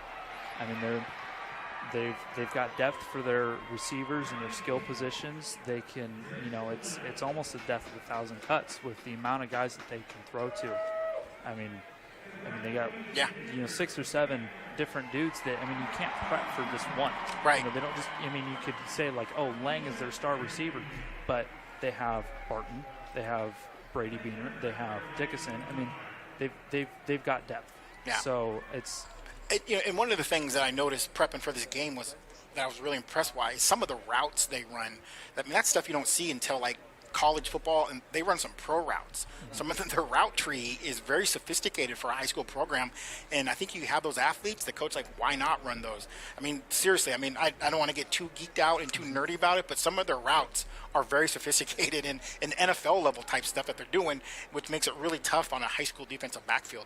Even as sophisticated as the backfields are now, the Seahawks team really seems to be able to take advantage with their route tree. Yeah, I mean, I can't remember exactly where he played, but their receiver coach did play at the college level. I think D2 or maybe even D1. Yeah, and I see that. I mean, just some of their route tree and the stuff they do in situations, even especially down close to the goal line, the fact that they'll still split 3 and 4 out and run different things is really tough on a defense. I don't care what level it is, because they have the athletes to do it. You know, Anacortes has the athletes to do it. Yeah, and you know, something I just remembered is these guys play together a lot. I mean, they've run 7-on-7 teams. I believe it was Schaefer and Larson got a 7-on-7 team of all the Anacortes guys. So these, even in the off season, these dudes are putting in work, not just in the weight room, but I mean on the field, able to hone their skills. Yeah, a bunch of the articles I read, you and I were talking before the game, is that they're so similar to the stuff that Tumwater does.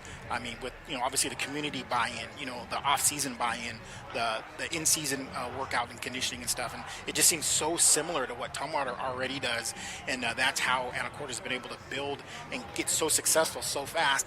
And you throw on top these D3 athletes, and you know, you get the result you do.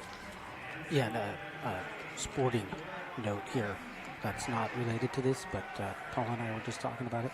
Alabama beat Georgia. Oh no. Really? That messes everything up. You and I were talking about that earlier today. Wow. Okay. So, what do they just flip coins for who's in the playoffs now? I mean, how is that going to work now? It's a great question. Wow. Very great question. That's for certain. I want to thank all the people involved in this broadcast here. Kids from Skyview, iTech Prep, Hudson's Bay, Fort Vancouver, thanks so much. They're out in the cold. We're so lucky we get to be here in a warm room.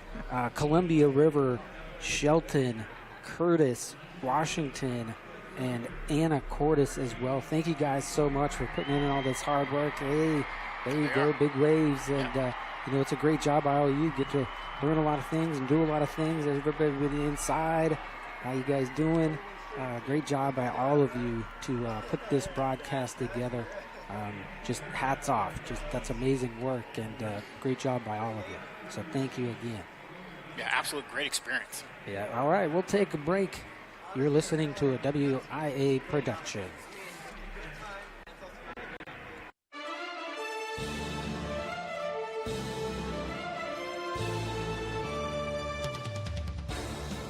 That does it for the John L. Scott Halftime Show. Coming up next is second half action right here on the Eli and NFHS Sports Networks.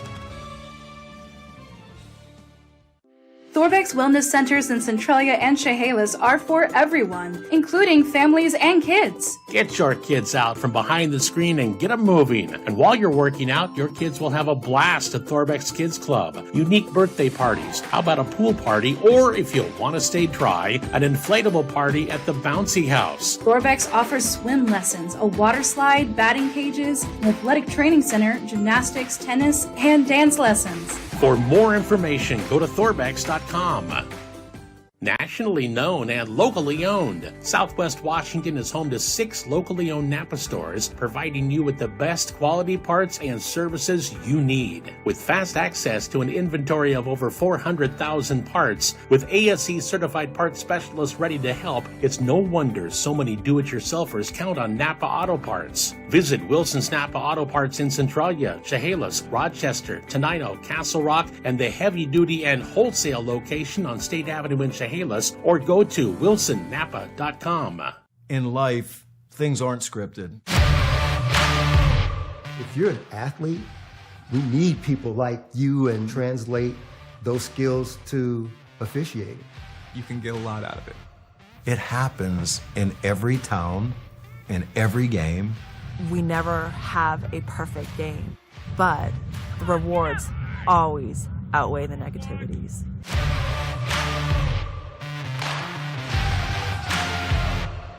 Spin Tees Screen Print and Graphics in Olympia gives you the very best printing and embroidery, perfect for teams, schools, companies, or special events. Get excellent quality, custom designs, quick turnaround, and low pricing. Count on Spin Tees for quality brands like Port Authority, Sport Tech, and District Threads. For easy ordering and results you'll love, go to spinteeprints.com or check them out on Facebook. Welcome back to the John F. Scott Realty Halftime Show as we get closer to starting the second half here between Tumwater and Anacortes. Winner of this one will win the 2A state championship. Anacortes looking to do it for the first time ever in school history. And like we talked about that pregame, in 2019, Jacob, when you were on the field with this team, they didn't field an actual varsity football team. No, they didn't. But actually, 1928, I believe, they did technically win the 2A state championship, although there wasn't an actual playoff. It was just a record, and we got the trophy. So that's sitting at home up north. So yeah, it's official. Like you said, Anacortes will receive the ball here in the second half, and Brett and I, always talk about what will it take to come back. But we're usually talking about Tumwater's opponent, and it's the same, the same comeback formula. You need a special teams play. We'd like it to be a special teams touchdown. You need a turnover, you need a couple turnovers, and you need a quick score, and then you're right back in it. And you like a combination of a few of those things, like a quick defensive score, or a quick special teams score, and then a couple turnovers, and you're right back in it. And that's the formula for a comeback. I've always said that, and now you just got to be perfect if you're Tumwater, and no more mistakes. And Anacortes, you still got to stay aggressive and play perfect football as well. Yeah, and out of all the championship games here played at Husky Stadium from last night to today and tonight, this is the only game without a returning state champion in it. That's right. And that's going to be assessed on the kickoff, that personal foul at the end of the half there. So Tumwater might try themselves a little onside kick. Yeah, and if my statistics are right unofficially, that's 5 penalties for Anacortes for 50 yards total. Like I said, we started out so clean there in the first quarter, but then that second quarter was about 10 total combined. Stevens. Take your mark. Yeah. Exactly. The mark said go. Stevens to do the kicking. They'll just hit a pooch kick. Live ball. It is and live. They got Tumwater picks Tumwater got it. Yeah. I can't believe Anacortes didn't try to field that. Yeah. Nobody, I think they thought it was going to go out of bounds. I mean, Logan just came in like Superman and caught that midair after bounce. There was number 38 there for Tumwater. And so there's your special teams play in part of the formula, comeback formula. Yeah, don't call it a comeback, right? Yeah. Okay, LLPJ. Yeah, and Tumwater does pooch kicks a lot. I mean, that's not that unusual for them to do it right there. But again, that is a live ball, and one of the few mistakes on Anacortes here so far. Yeah, that was Kakinen. Still 1st and 10 here. Tumwater handoff. Clark. He'll get to the 11-yard line. A gain of 5 on the play. And that formation for Tumwater looked a little bit more traditional. Yeah, they're coming out of the gates hot. Yeah, maybe like we talked about at halftime, maybe going back to basics a little bit here. 2nd down and 5. Kastner under center. Pitch it out here to Davis. Davis trying to find the corner, not going to do it. He'll lose yardage back to the 13-yard line. Yeah, he was kind of stuck between a rock and a hard place there. Either cut it back inside, you got, defenders, or you go to the outside where you don't have any blockers. Yeah, the young sophomore there, Peyton Davis, he sometimes, when you try to find a little weakness in his game, which he doesn't have many, but sometimes he doesn't hesitate on that first step. He's a little indecisive sometimes, but that's getting real nitpicky. Yeah, so 3rd and 7 at the Seahawk 13. Make the handoff, going to look to throw. Look to throw.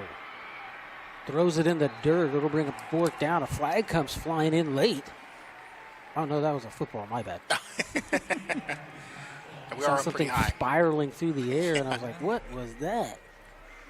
Yeah, again, right there, Anacortes just, again, playing tough defense right there. A good first, 5 yards on first down, and then going backward the next 2 plays with an incomplete pass on that last one. Yeah, the Anacortes defense, Tumwater's been inside the red zone or at the 30-yard line and stalled out all their drives. Yeah. The Seahawk defense just, putting a clamp down on the T-Bird offense. Up against the play clock here, too. Fourth down. Castro going to look to throw. Put one in the air. Incomplete. Flag comes flying this time. That'll probably be a pass interference. Logan Cole was the intended receiver. He threw that into triple coverage. Yeah, he almost had it, too.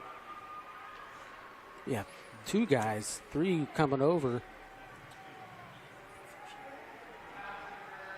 Yeah, pass interference defense. So it'll be first down for Tumwater. Oh, it'll be fourth down. Yeah, half You're the right. distance. You're It right. still won't be. Half the distance.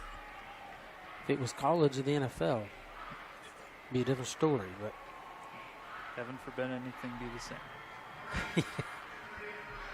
This will be 4th and 1, it looks like. they're bringing some of the other refs in here. I don't know, does Tumwater, do they utilize the tush push that it is all the rave now? Or They have, Kastner has 1 touchdown, quarterback sneak touchdown on the season. And again, kind of like you said earlier, they haven't really needed to. I mean, he they did usually, it earlier in this game. And they did that do was it a earlier, had the penalty. But number 35, Cooper Clark, has been their short down back all year. But 4th and 1. And they're still So they're coming sorting over out. to talk to the coach from Tumwater, Garrow. Yeah, it'll be 4th and a yard, maybe just less than a yard. Again, we're officials having a conference, but I love the fact that they work so hard to get it right. Yeah. Well, you never hear the end of it. Yeah, right. So it'll be 4th and half a yard in between the 7 and 6 yard line. Castro under center.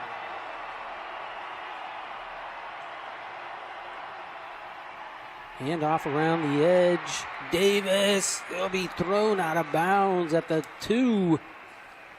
First and goal, T-Birds. Davis comes up limping a little bit. Tackle out there by Schaefer. Yeah, he got up slow on his last carry. He had to trot off the field. So like you said, he gets up a little gimpy right there, but he'll stay in the huddle. That looks like the left leg. Now they'll bring him out. Cash Short will come in. Cash Short with the solo Tumwater touchdown. Yeah. Nixon in the backfield along with Short. Put a man in motion. Handoff. Nixon, touchdown, T-Birds. Could have driven a Mack truck through there. Jalen Nixon from 2 yards out puts Tumwater on the board. Yeah, so, great answer for the T-Birds coming out of halftime. They got that, it wasn't even really an onside kick, it was a pooch kick, and able to convert and get that free ball and then march the necessary yards for a touchdown. Now they're going to go for 2. Yeah, because of the missed PAT earlier. They want to get as many points as quickly as they can as well. Short will go out. Logan Cole will come in. Nixon in the backfield. Bunch formation. That's Cole. Looking around. He'll cut it up. They will get the 2-point conversion. So that'll bring the score within 20 now. 34-14. Anacortes with the lead. We'll take a break. We'll be back right after this. Thorbeck's Wellness Centers in Centralia, Chehalis, and South Bend is the place to go when you think health and wellness. Of course, only top-of-the-line free weights, machines, and cardio, but also specialized programs. There are more than 50 group fitness programs, all free, with your regular membership. Programs like Lee Mills Body Pump, Body Combat, and virtual programs, as well as yoga, hot yoga, or senior-only programs like Silver Sneakers or Water Aerobics. For all the details, go to Thorbeck.com. Welcome back here to Husky Stadium. Brent Bryant, Keith Clark, and Jacob Dickinson with you. Tumwater on the board here in this third quarter, down 34-14. Winner of this one wins the state championship. And for Anacortes, this would be a big one with the history they've had here in the last 5-6 years without fielding a team and now just having athletes all over the place. Yeah, and if you're a Tumwater fan out there, just that little short drive Tumwater had right there, it's a good sign to see some of those holes opening up that were not there in the first half. Yeah, this Tumwater offense, if it come out swinging out into the half. Yeah, the Seahawks still made it tough on them. Yeah, exactly. It wasn't a cakewalk, but yeah. Stevens to do the kicking. Another high pooch. Beener will get it about the 18. He'll get to the 29-yard line. Close line. Yeah, tough tackle there. Tumwater's coming out playing pretty physical this early third quarter. On the tackle. Yeah, I'm sure maybe some senior, leaders on that Tumwater team, getting everybody fired up. You made it this far. We got to do. We got to do a little bit better than this. Yeah, 1st and 10 here for the Seahawks. Their own 29-yard line. Larson again in that shotgun formation. Beener going to be to his right. 2 receivers to the top, 1 down here to the bottom. Put a man in motion. That's Brady Beener. He'll get it on the run around the right-hand side. Has room. It's the corner still on his feet. He could go to the 30, 20, 10. 5 touchdown. Brady Beener flag down though at the 35-yard line. So we'll check that and see if that's going to be coming back. Yeah, I'm pretty sure that's going to be a hold. It was started out as a pretty nice block. Oh, I look like we got a cramp. Yeah, a cramp. Man, that lighting, it looked like his. That was the call, so it'll come back. Yeah, it started out as a pretty good block, and if he just probably finished, let go, he probably would have been fine, but he continued the block, and a little bit of a late flag, but officials saw that right at the 35. Yeah, it's got to be pretty frustrating for Brady Beener there. I mean, run all the way down there and just have it called back. He was gone. Look, he's racing his brother. Yeah. Again. Yeah, that's that cramp too. When they start cramping, it's they don't just stop. I mean, you can get in some quick hydration and some stretching, but that'll come back. Mm-hmm. So pickle juice doesn't do the trick, is that what you're saying? It might help, but I'm telling you, once you start cramping, it is tough to. You don't stop until the next day. Yeah, it looks like they have a couple bottles of mustard down at the hydration station down there. So break there for Tumwater. It was part of the block that sprung him, but we're going to bring it back instead of a touchdown. So it'll be 1st and 15. Larson, Beener to his right, put a man in motion. Fake it to him, looking to throw. Halftime has Schaefer wide open in the middle to the 40-yard line. He'll jump his way. They'll get the first down and a little bit more for the Seahawks. Great play there. Again, keeping it alive and finding his man. On the tackle. Yeah, another thing that this Seahawks team does so well is their receivers are able to find those seams in the defense. Even in a man coverage, they can, they'll find that, that soft spot. They'll just turn around, they'll sit down, and Rex can get the ball to them. Yeah, and talking to my son a bit during the week, and as they were scouting the team, and he said the same thing, that they do a good job of that. And then then you combine, Larson keeping his eyes downfield. I mean, it's a great combination and tough to defend. Yeah, Larson is just very dynamic at quarterback. In all aspects, he doesn't miss at all. Rolling out, just standing still, the guy can throw it from anywhere. So 1st and 10, Larson. Hand off, Beener finds a hole, spinning his way for 7 yards for the Seahawks to the 46-yard line. Just the leg drive that kid has. I mean, even after he's got wrapped up. I mean, he's still driving those legs for those extra couple of yards. As good a running back should. I played running back, and I've coached running backs for the last 15 years, and I always say it's good. Good sign in running back when he always ends up going forward. Even if it's just a 1 yard or even a loss, a good running back will always end up falling forward. Beaner does that in spades. So it'll be at the 47, 2nd down and 3 here for the Seahawks. Trip wide receivers here to the right, single to the top. Hand it to Beaner again, getting the corner around Boone. He'll be pushed out there by Tyler Crisp, but not after a 1st down and more inside T-Bird territory. Yeah, unofficially, Brock Beaner, 13 carries, 65 hard-earned yards. It really does, to me, seem like he's got more than that, but it's been very hard-earned, 65 yards for Beaner. Yeah, I think a lot of his major yards have been like, a little pitch or, a screen pass where there's technically receiving. Yeah. So 1st and 10 Seahawks at the Tumwater 47. Larson, Brady Beaner behind him. Handoff up the middle. Still on his feet, spinning his way. Tumwater had him wrapped up, but he found a way to pick up 4 yards, 5 yards on that play. Brady Beaner with a good run. Gilliland in on that tackle for the T-Birds. Yeah, Gilliland playing a lot of defense. He's normally just an offensive lineman, but with the injury to Dane Iverson, he's been playing that DN spot and that inside tackle spot as well.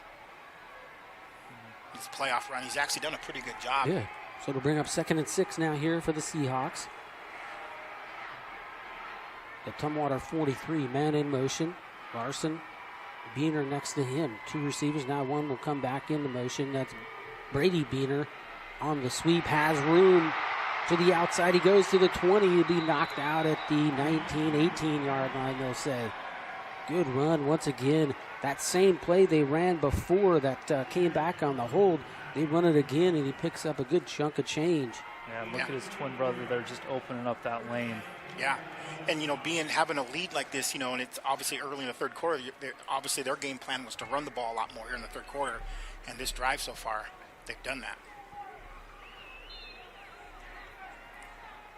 So 1st and 10 now for the Seahawks at the Tumwater 18. Brock Beaner behind Larson. Trip wide receivers to the left. Fake the handoff. Going to throw out here quick. Has a man. Shaking and baking. Flag comes flying in. Another flag comes flying in. Catch made by Cooper Barton, but we'll check the penalties. You got a flag coming in from the back judge and then one from the side judge on the edge. What do I always say, Brent? If 2 officials throw a flag in the same direction, it's usually a penalty. It's usually true, right? Either can be a hold, face mask, block of the back. Yeah, I think that was maybe a hold on number 60, the center for Anacortes.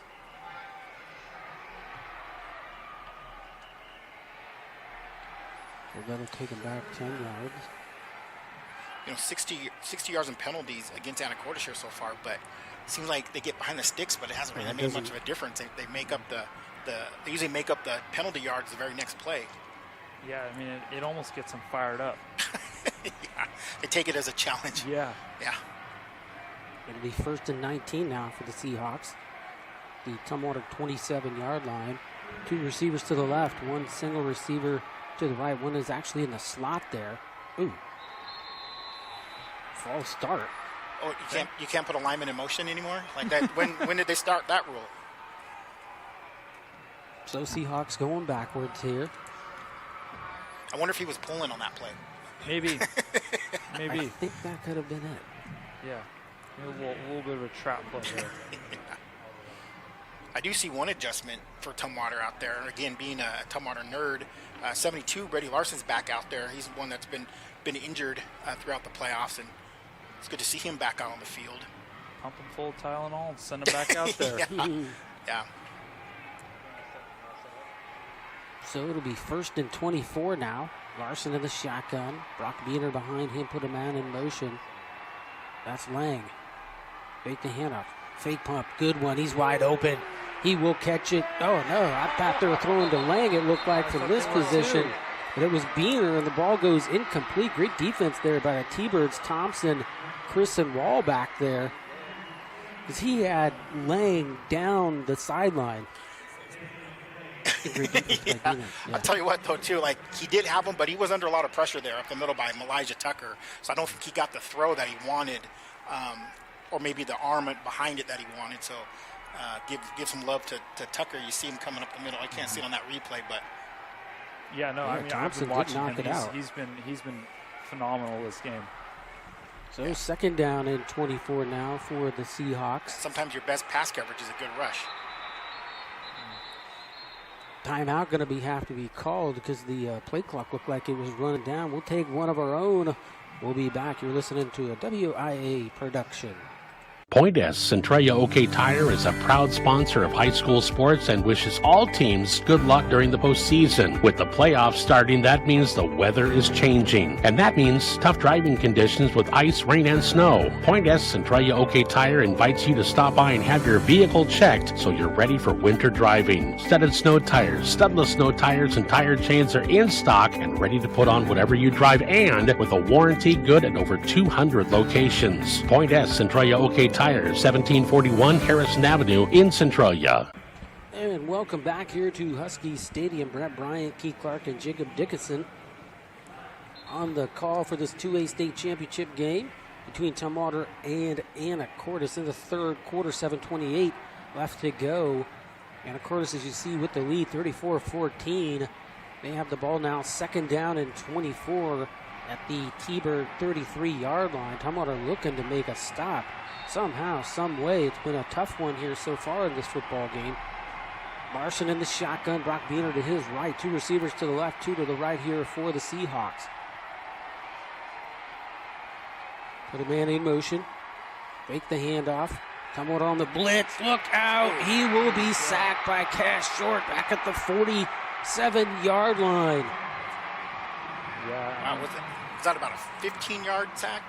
Yeah, back to the 47. Yeah, I mean, obviously that sack isn't going to help, but the little mental mistakes that the Seahawks are starting to make here, I mean, 34-14 is a pretty good lead, but this is still a championship match, and there's a lot of football to be played. Right. Yeah, and there you can see with Brady Larson up the middle there, he's actually clearing up some room for Elijah Tucker and Cash Short in there on the blitz. Third and 42, but that doesn't seem like it might be hard to get for the Seahawks. They're just going to heave one up in the air. There's Lang. Ball in. He catches it. He goes, and he will score. Wow. Touchdown, and Seahawks once again. Rylan Lang. Hey, I will give all the props to Lang there, but Tumwater DB was in position. He was there to make a play and just didn't turn around and make a play. Great concentration by Lang to stay with it. I don't think he could believe that he was going to be able to make that catch because it looked like Peyton Laguerre was in position there, just didn't turn around. Yeah, I mean, I guess all those mental mistakes and blitzes, they don't add up to much when you have Lang downfield. No, yeah, that's a great play if you're the offensive coordinator. We're just going to heave one up to our best wide receiver. Mm-hmm. Yeah, right. And, you throw one downfield like that. Snap, kick up on the way. That one doinked. So missed extra point. We'll keep it at 40-14. We'll take a break. We'll be back after this.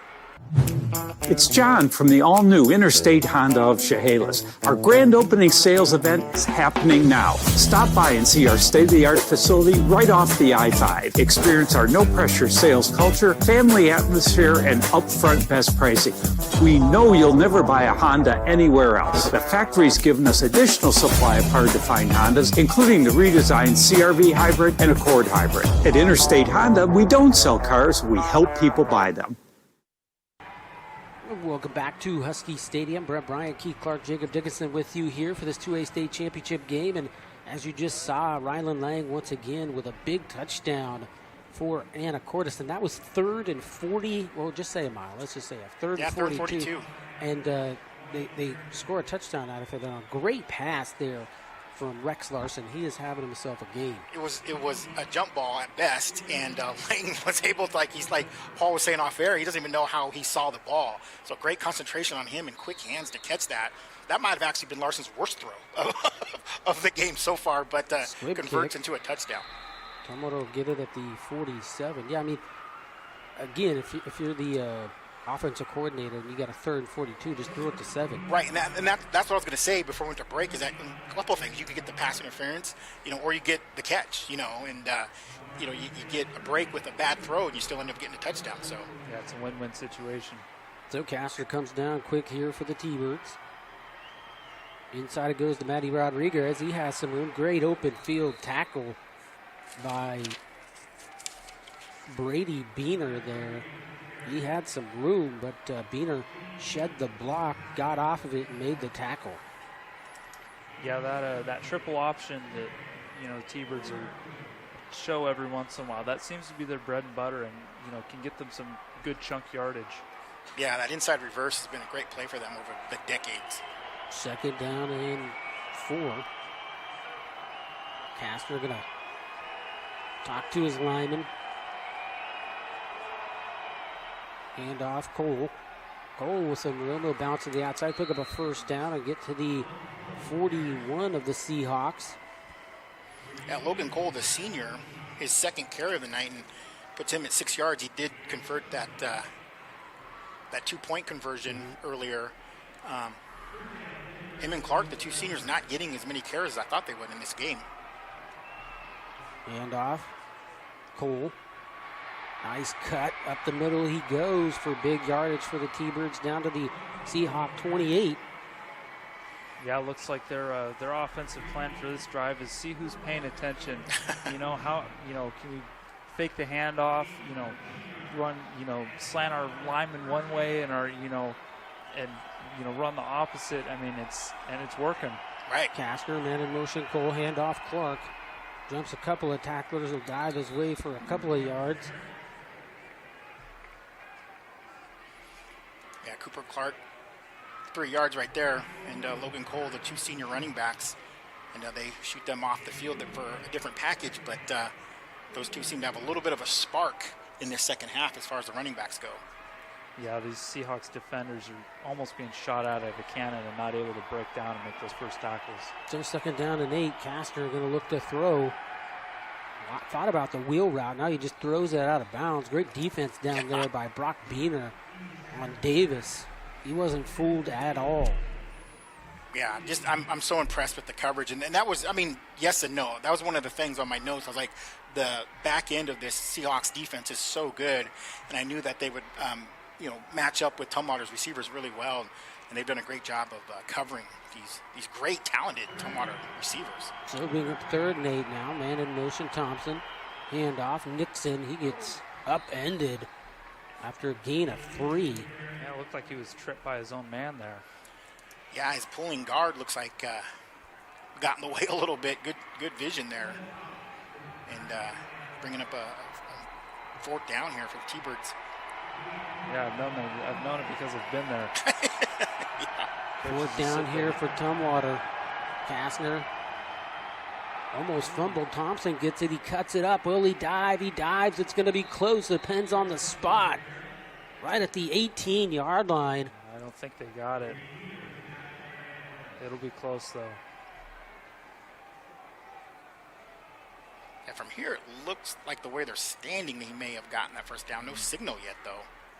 Yeah, where they just placed the ball, that looks like they had it, but where the line judge where she ran in, that looked short. But only the change would tell. Yeah. We're literally the furthest away in the stadium, so Yeah. It's not really our call. I think they're going to take time to measure. Yeah, from this angle, too. I don't know. But they need the 18, right? Yeah, it looks like it was right at the 18, but that's going to be close.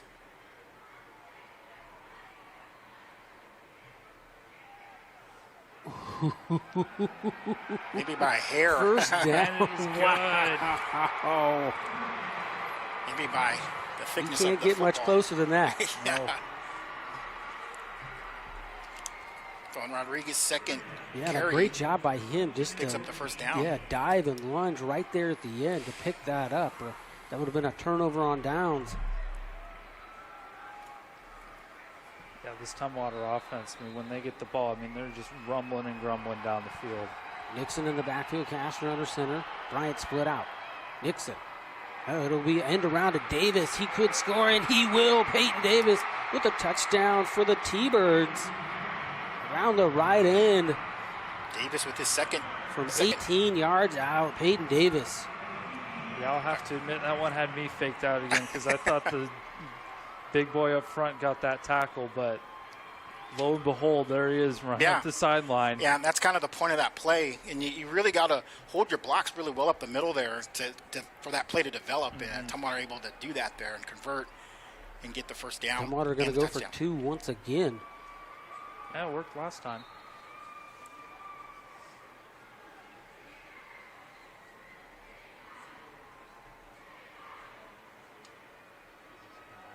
Castor will go under center. Nixon behind him. Cole and Rodriguez, the wingbacks. Cole, he is going to get it once again. Logan Cole with another 2-point conversion. Our score, Anacortes 40, Tumwater 22. We'll take a break and be back right after this. OB Credit Union is your local credit union throughout the South Sound area. At OB Credit Union, you can open a personal savings account or checking account and plan for your financial future. David Littleton is a financial advisor, and he's waiting to hear from you today. Dave can help plan for your future and put in safeguards for when times get tough, while taking advantage of high-profit time periods. OB Credit Union is a longtime community member and supporter of local students. Stop in today at OB Credit Union in Lacey, Tumwater, and Tenino. Welcome back to Husky Stadium. Brett Bryant, Keith Clark, Jacob Dickinson with you here for this 2A state championship game between Tumwater and Anacortes. Tumwater back on the board. They are losing 40-22. Peyton Davis with a big 18-yard run around the right-hand side. And right before that, though, Tumwater got that first down just by an inch or two. That was amazing. A great job by the official there, the side judge, on placing that ball. And I mean, she did a great job over there on placing it. And Tumwater gets the first down. Looks like they might here try a onside kick. We'll see. That's what it looks like they're going to be doing against this offense. I don't know. I'd want to kick it far. And it's picked up easily there by Anacortes. Went right to him. Number 19. Yeah, they had their hands team look like out there. Good. Ryan Harrington Good with decision. a great catch. Yeah, good decision by them to throw out some hands guys over there on the far side. And I think you said, like Tumwater, I mean, they're going to do whatever they can right now to try to get back in this thing and steal some possessions. But they set themselves up tough. Tough right at midfield against this offense. Yeah, Keith, you were saying your ideal comeback. We've already had our special teams play and a quick score. Yep. We just need a defensive stop. Yeah, and they've only stopped the Seahawks once in this game. Other than that, it's been all touchdowns. Larson, pitch out. Beener has big time room. Gets by Laguerre. Laguerre will pull him down actually at the 37-yard line. 38 looks like they'll mark it. Big time run by Beener. They've used those edges really well against this T-Bird defense on the run. Yeah, they really have, and they've got the speed to do it. Winning that matchup with the tackle, and then Beener just beating the linebackers and the outside defensive players, and Tumwater hasn't seen that this year. Teams have tried, just usually those DNs and linebackers can catch up to that. Yeah, he's basically one-on-one with the cornerback. Larson put a man in motion, that's Lang. Hand off Beener. He'll lower his shoulder and pick up a couple of yards. Bring up 2nd down and 8.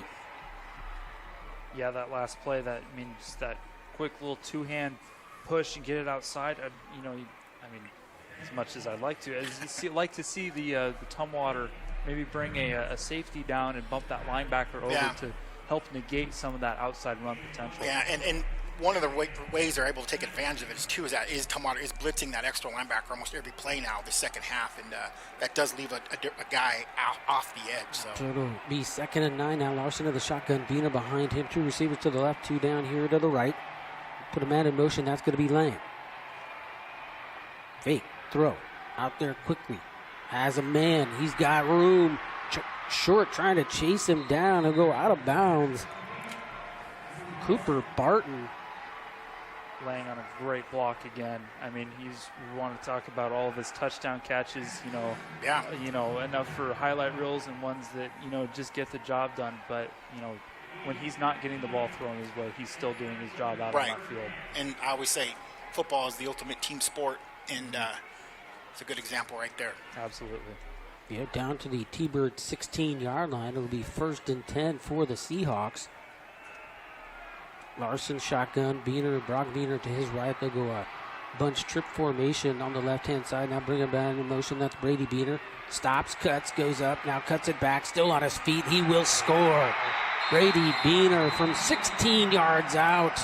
Weaving and bobbing his way into the end zone for the Seahawks. Yeah, it was a great cut. I mean, you'll see on the replay, he read that block, and I said that earlier, that they're so good at reading their blocks and going to where the green grass is. See so many young running backs want to run into the chaos, and I always try to coach that, just go to the grass. We call it run into the jungle, go to the green, and you'll see that cutback. They just replayed it there, and then able to break a couple tackles to get in the end zone, and just walk right down the field on this Tumwater defense, making it 46-22 here in the third. Yeah, it's that agility that's hard to teach, the ability to stop and speed up on an instant. Yeah, and as a running back coach, I say, hey, make it easier on yourself. Yeah, why run into the chaos? 2. Lang in motion. Look to throw over the middle. Ooh, it's intercepted, but it'll be a dead ball. So Anacortes with the lead, 46-22. We'll take a break. You're listening to a WIA production powered by Eli Sports and Vancouver Public Schools. Athletes, the time is now to get serious about improving yourself to reach your goals. We all know that college recruiters and professional scouts put a lot of importance on those tangible measurements, such as a 40 time, your vertical leap, cone drills, and so on. Proactive Physical Therapy in Tumwater has a special, unique training program that will improve your results across the board. If you are serious about raising your performance to the next level, you need to talk with the pros today at Proactive Physical Therapy. Check them out online or call for an appointment today. Welcome back to Husky Stadium. Brent Bryant, Keith Clark, and Jacob Dickinson here with you. We're going back and forth here in this third quarter, touchdown for touchdown. And like we were talking about it earlier, Anacortes has only been stopped once on any of their possessions from scoring. And other than that, they've scored. Yeah, all the scenarios I played out, leading up to this game this week, this is actually the one that I didn't. 46 points on this Tumwater defense. You would have told me that, I would have said you're crazy. There's another one of those squibs picked up by Short. He'll get it to the 41-yard line. Yeah, this is almost as many points as Tumwater's had scored on them all year. Yeah. And you really, like I said, I take my hat off to this Anacortes offense so far. It's been as advertised. I watched them a lot on video, and it's good. I don't know how to say it. They're a well coached team, and then you add the great athletes and just a well-oiled machine, that's for certain. Castor in the shotgun, and in motion Chase, hand off Nixon. He'll get it up to the 47, 48-yard line. He's hurt. It's like an ankle. Yeah, Nixon's been banged up a lot of the year. It seems like every couple games he gets hurt. It started last year with his ankles, and it's continued this year. He's such an explosive player. Not the biggest. He's definitely not the biggest player. He's, I believe, about 165 pounds. But he plays pretty physical. He's been banged up a lot this year. Yeah, the way that Brady Beener came in and that tackle, it looked like he got hit in the head and he was starting to do the funky chicken a little bit. But I mean, as opposed to the head and the ankle, I'd take the ankle any day. Like they're gonna pick up Nixon, but he's not able to put much weight on that ankle at all. And that's really unfortunate.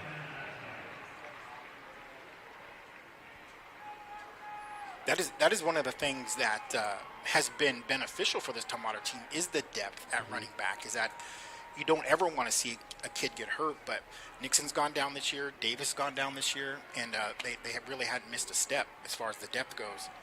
When normally a starting running back goes down, that's pretty brutal on a team, and Tumwater's been able to just plug the next guy in and continue. Yeah, well, you guys got depth. I mean, I'm looking across here, and you got more people on the bench than you do in your student section. Yeah. So it'll bring up 2nd down and 3. Tumwater will have it their own 49-yard line. Bryant runs off late. Kastner barking out the signals. Now he'll go talk to his lineman. Clark behind him. Man in motion. Cole with a good move. He'll bounce to the outside to the 40. He'll be knocked out at the 32. Logan Cole coming on here in this 3rd quarter for Tumwater. Yeah, he's got all of his yards. He's almost up to 40 yards rushing just here in just the 3rd quarter. And he's got both of the extra points, the 2-point conversions. And Logan Cole was the starter last year and starter most of the year this year. He spent a lot of time with Davis, but he's really got an extra little bit of juice in his legs here. Yeah, Lang knocked him out of bounds. 1st and 10, Tumwater. Kastner. Inside, it'll go to Rodriguez. He'll spin his way to the 25. Yeah, this Tumwater, I mean, they're doing a bit better offensively, balancing between the outside run and the inside run. It seemed like they would just, for one drive, they just try to pound it through the middle, and they wouldn't get anywhere. Or if they, they threw in a monkey wrench there, get it outside, they can have some huge yardage. Agreed. 2nd down and 3. Hand off Clark. He'll go for almost a yard to the 25-yard line. He'll bring up 3rd. Man, as explosive and as great of a game Clark had last week, this Anacortes defense is countering that. Yeah. Clark with 7 carries, 12 yards so far tonight. Brock Beener on that tackle. He had 250 yards last week. Yeah. But tell me that wasn't part of the scouting report for this Anacortes team. Yeah, probably was. Fumble. Ball's on the ground. Tumwater will jump on it. And there comes a late flag because he was on the ground and they hit him. Yeah, a bit of a selfish play there by the defensive lineman, Easy Quintantino. I mean, the guy was down. I mean, whistle was blown. You didn't need to come in and hit him like that. Yeah, high school football, when you're on the ground, you're down. Yeah, even in college. Yeah, it isn't until the NFL that you got to go and touch him. I missed it. I mean, was it late or was it right away? I think it was late. Yeah, it was late. Oh, was it? Yeah.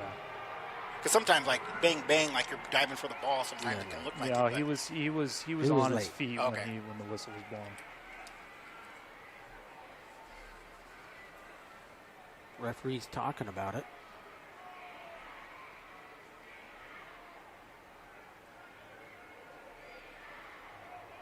They'll march that off. The player's got his way. He had to stop and go forward. So it'll go down to the 19-yard line. That'll give Tumwater a 1st down. Tumwater dodges a bullet there because that was a terrible play there, and they fumbled and able to get back on it, but that would have been a huge loss. It was just a fumbled handoff. It wasn't like pressure. They just an unexecuted handoff. Man in motion, Davis. Ooh, nice play. Thompson going nowhere. 44. Quintino. Yeah, I guess he'll make up for that earlier mistake. Yeah, that was amazing.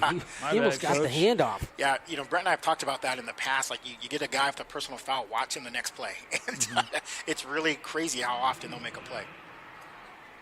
It is amazing. I mean, he almost got the ball himself. Yeah, and some of those longer developing plays have been really tough on the T-Birds offense here tonight. Tumwater going to lose a yard, being up 2nd and 11. They'll go 2 wide to the left, 2 to the right. Handoff, Clark up the middle, looking for room. There's Quintino again. Yeah. Yeah, you woken a beast. There's a late flag in the there. Defensive backfield there. I can't tell who that was on. Yeah, that was Lang for the Seahawks, but you got Brady Larson, the big lineman, way downfield there. Peyton Davis in on that. The way Larson's walking back, I feel like he thinks it's on him. So sometimes, or on Davis. Yeah, was he tied up? It looked like he was running over there. That's going to go against Tumwater. Yeah, it looked like I just caught it on my peripheral. It kind of looked like some extracurricular activity, pushing and shoving. I think Davis may have come to the defense, but that's the one that gets the flag. It's always right? the big man. Yeah, well, it's like the ruckus gets the official's attention, and then you do something late, and that's the one that gets the flag, regardless of how it started. Yeah, so well, penalty one way now, penalty way back, and that's going to push Tumwater way back to the 35-yard line, bring up 3rd down and long with 6 seconds left to go here in the 3rd quarter. Kastner in the shotgun.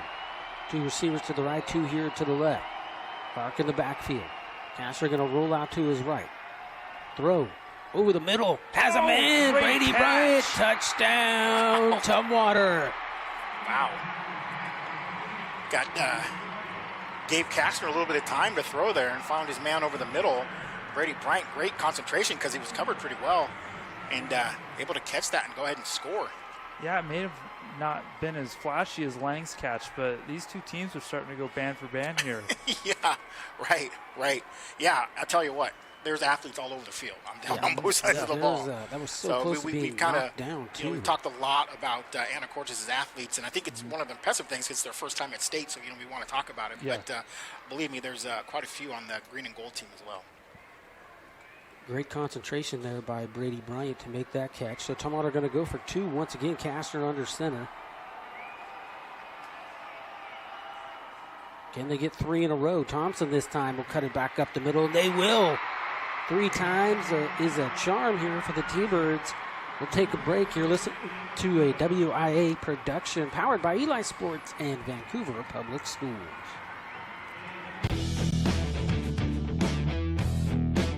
This welding program is centered around getting your state structural certifications. They come in, take the welding core classes, get their work done that is pertinent to what they're going to do out into the field. So the industry of welding is booming right now. There's construction, there's pipe fitting, there's sheet metal, there's opening your own fab shop. Always going to have an opportunity to be a welder. We always need welders.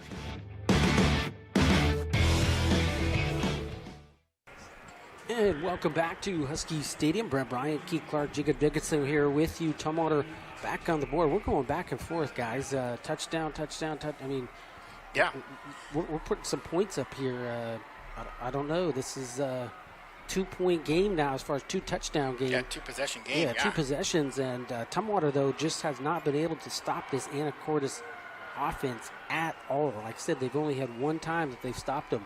But other than that, Anacortes has definitely had their way. Even on a 3rd down and 42, they scored a touchdown on that. Yeah, so we thought it was pretty cool. A couple weeks ago, we saw a 4th and 16 converted, and 3rd and 42, I think, beats that. So we've seen a little bit of everything here tonight. Tumwater defense, you're going to have to try to find a way. And if you're Anacortes, keep doing what you're doing because everything you've been doing has been working.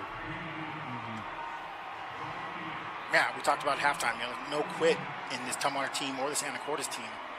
2 championship programs here battling it out. Yeah, I mean, it's a dogfight. Stevens will do a kickoff. Brady Biener will get it up to 12. Has some room. Has blockers. Still on his feet. Going to cut it back up in the middle. Boom! He gets hit. He'll go down at the 44-yard line. Great field position, though, for the Seahawks. Anytime he touches the ball, yeah, look out. It's it'll put you in a tornado. I mean, he's back and forth. I remember blocking for him a couple games when he would actually play quarterback, and that was, I mean, I had to talk to him. I was like, man, I'm running back and forth on the field here, and you can't do this. Playing both ways too. Yeah, sometimes you get those illegal blocks. It's because they're such good scramblers and runners. You don't mean to do it, but it happens. So 1st and 10 here for the Seahawks. They're on 44-yard line. Larson in the shotgun trip. Wide receivers to the left, 2 to the top. Larson looking left. Going to throw. Has a man. That's Brady Biener. He's got it at the 50. His body slammed down at the 48-yard line. No flags on the play. Well, you're allowed to tackle people. wind up. Sometimes, though, with the body slam, they might throw. Yeah. No, that's only on the quarterback. WWE move there. So it'll bring up 2nd down and 2 in Tumwater territory. Official's going to call a timeout. Beener's going to have to come out.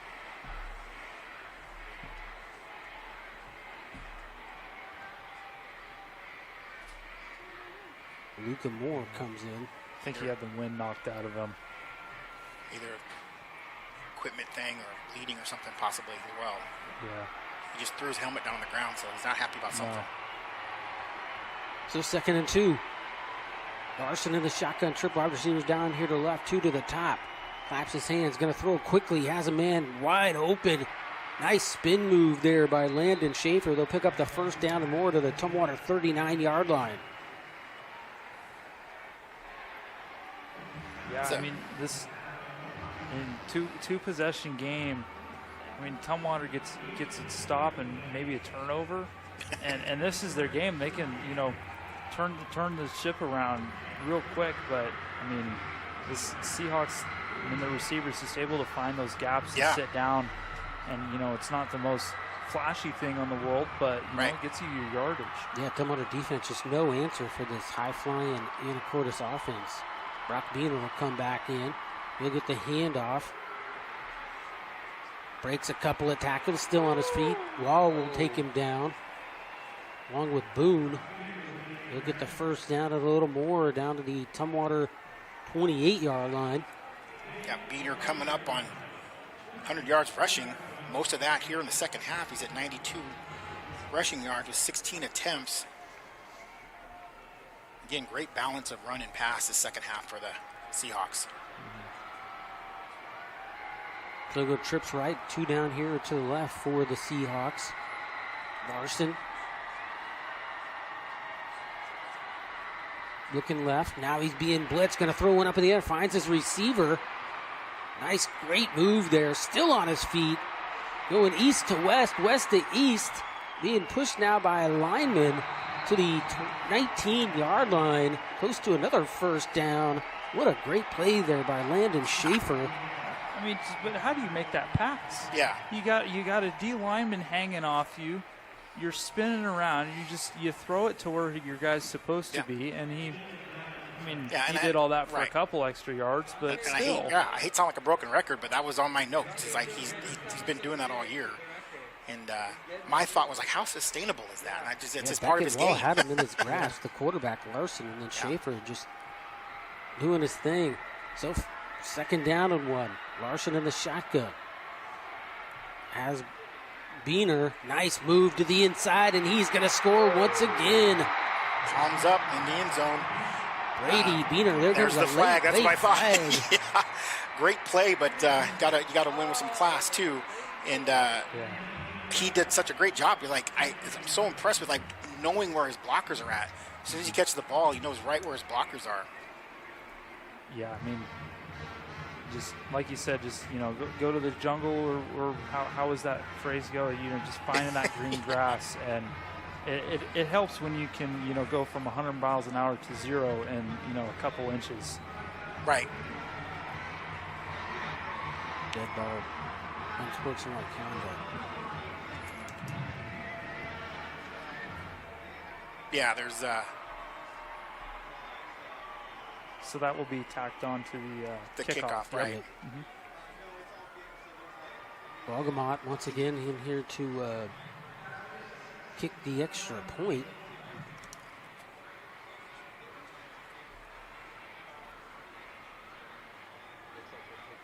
Taking their time here with this one. The official's still over the football. Referee coming over to talk to the coach there for Anacortes, Travis Anderson. Yeah, that might be a verbal warning for the, celebratory actions. Yeah, I mean, my opinion that he does the palms up in the end zone, and they do that a lot in college, and you see that in the pros, and just not allowed in high school. But it's also, let the kids have a little bit of fun, in my opinion. But again, letter of the law. Yeah, it's hard playing in Husky Stadium and and having as many touchdowns as he does. Yeah, that symbol is considered a taunt. You're taunting the other team by doing that, but also a 17-year-old kid, so. Yeah. All right, now we're going to kick the extra point. Walgamont, kick up on the way. Good. So Anacortes leads this one now 53-30, 9:22 left to go in the fourth quarter. We'll take a break and be back right after this. What's really special about these debit cards are the fact that they do have rewards tied to them. Although you personally are not reaping the benefit from that, your community is, and they support our healthcare heroes, and especially during this time where our frontline workers have had to be out there and people are getting sick. Every time you purchase something with that card, you're giving funds back to those organizations. On behalf of Yakima Valley Memorial, we thank you. Thank you. Thank you. Thank you.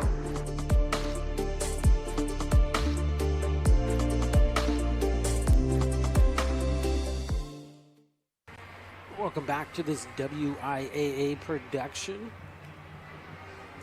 Brent Bryant, Heath Clark, and Jacob Dickinson with you here. Anacortes leads this one 53-30, 9:22 left to go in the fourth quarter. Anacortes scores once again. Beener with the touchdown, and now they'll enforce that unsportsmanlike conduct here on the kickoff, so that'll take them all the way back to the 25-yard line. Yeah, this is where you'll probably see the deep kick, you would think. Or maybe that pooch kick again. Yeah, I'd hope a deep kick.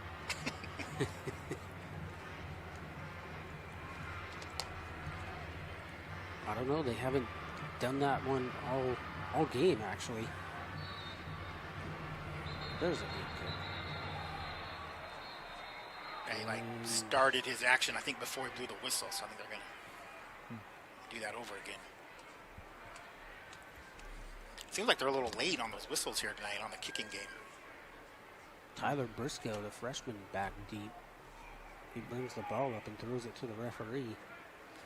Well, I understand it too, Paul. I don't know if you know this or not, but are these referee crews mismatched, like as they earn their way through the playoffs? Yeah, so I mean, sometimes they're obviously great refs by getting to this point, but sometimes they don't work together all year, and they'll have some things that aren't usual because we haven't seen this all year. Mm-hmm. All right, so here we go again. Briscoe and Davis back deep for Tumwater. There's the squib. It'll be picked up. Pass short again with it. He's got a lot of those as he gets to the Seahawk 45-yard line. I think that might be the fourth one. Cash Short's picked up there for Tumwater. Yeah, Cash Short's got most of the special teams yardage here tonight for both teams. What a game plan, though, by Anacortes by not wanting to kick it to Davis or Nixon and now Briscoe or Clark. Yeah. You know, they've kept it away from them this whole game. Yeah, and they're willing to give up some of that field position. Yeah, they've done that recently in the past couple matchups. Castor, man in motion, Cole. Fake to him, look to throw. Has a man out there wide open. That's Thompson. He'll be tackled at the 7 by Brady Beener. There's a flag by the line of scrimmage. There is. Yeah, there is at the left part of the W. That might be coming back. Yeah, it looks like that is coming back. Holding on Tumwater, so a big play will be all for that. Yeah, it looked like those the Seahawks secondaries got tied up on a bit of a mesh route on the top of your screen to free up that Tumwater receiver. Yeah. At the sideline. Yeah, Tumwater they haven't really needed it a lot this year, but they do definitely have some packages and some plays where they've gotten receivers behind defenses this year. That was one right there, but unfortunately coming back for Tumwater. Just got a note over here from Paul. 82 points was the record for a state championship game for most. You said was. Yeah, now it's this game. Yeah, for total points scored. By one. Yeah, Tumwater still come back in 2019. Timeout going to be called by Anacortes. We'll take one of our own. We'll be back right after this. With great brands at the best prices at Academy Sports and Outdoors, you'll always find more fun. More of this, and more of this, and this. So you can do more of that, and that, and that, and definitely some of that. While getting together for more of that, and that. Yes! Have more fun with great brands at the best prices, only at Academy Sports and Outdoors. This presentation of the NFHS Network is brought to you by Academy Sports and Outdoors. Have fun out there.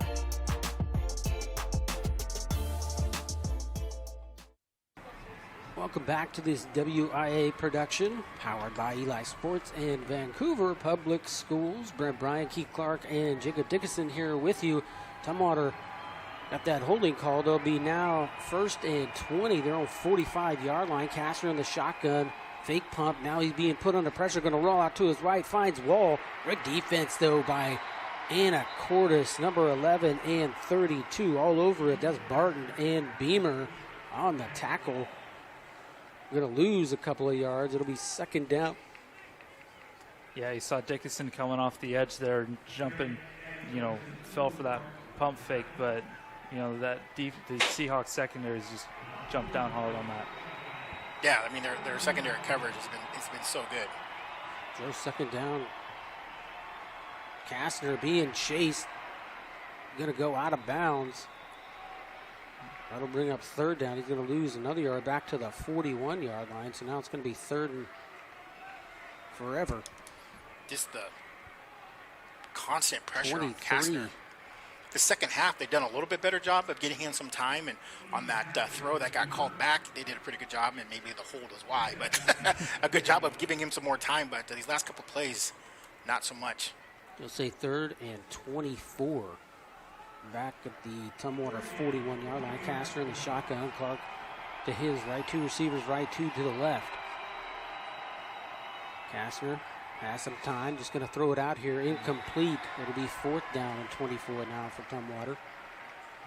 Almost a bit of a delayed blitz there from the Seahawks and their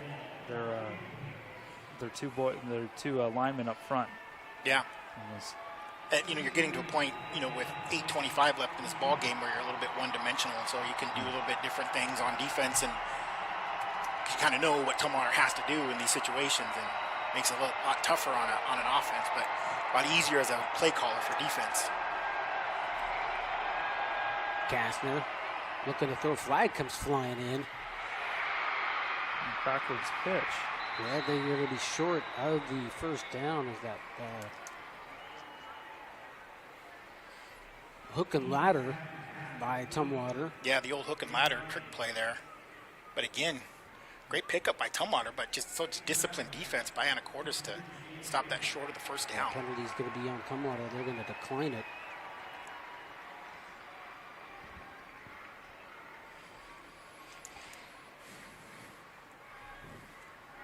Yeah, because that'll just be turnover on downs. Good field position for the Seahawks. I believe that's the first stop, the second half. I believe so. For either team. Yeah, last year this was kind of the Achilles heel of the Seahawks. Seaholm pointed it out, and then Linden exploited it.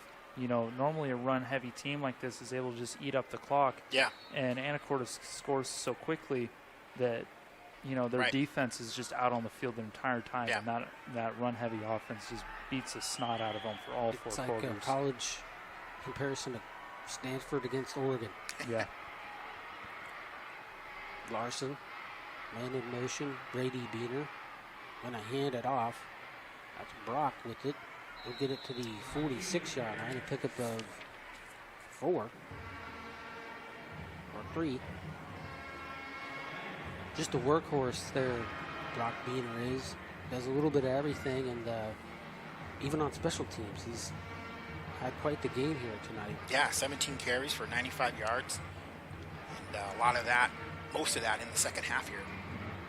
Yeah, back to what I was saying about just the Seahawks scoring just too quickly last year. Definitely doing a better job of balancing, their runs and their passes, able to keep their offense out there longer. 2nd and 7. Larson, handoff, Beener.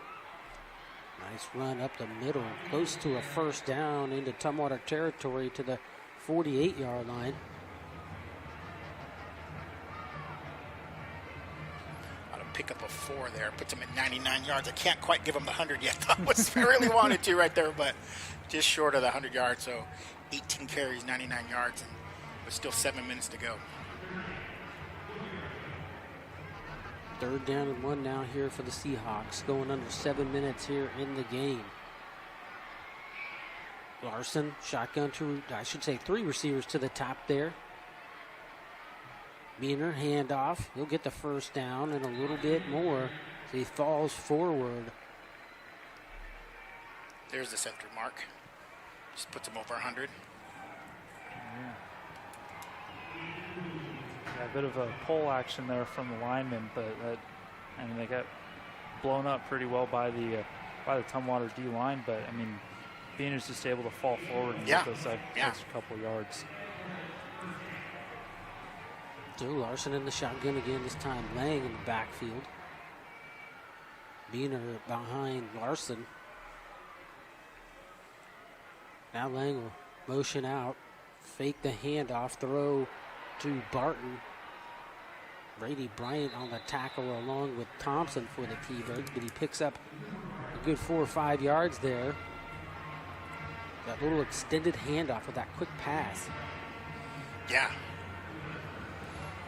Yeah, I mean, coulda, shoulda, woulda if he would have gotten, inside there and just, got out of bounds, get an extra yard. But, I mean, getting double teamed there on the tackle. Right. If you're the Seahawks, your offense, you want to keep the ball in play. Yeah, you don't that clock is your best friend right now. So now Brady Beener will come into the backfield behind Larson. Fake the handoff, going to throw it out there quickly. First down, close to a first down there is Micah Dickinson. Right on the line, it looks like.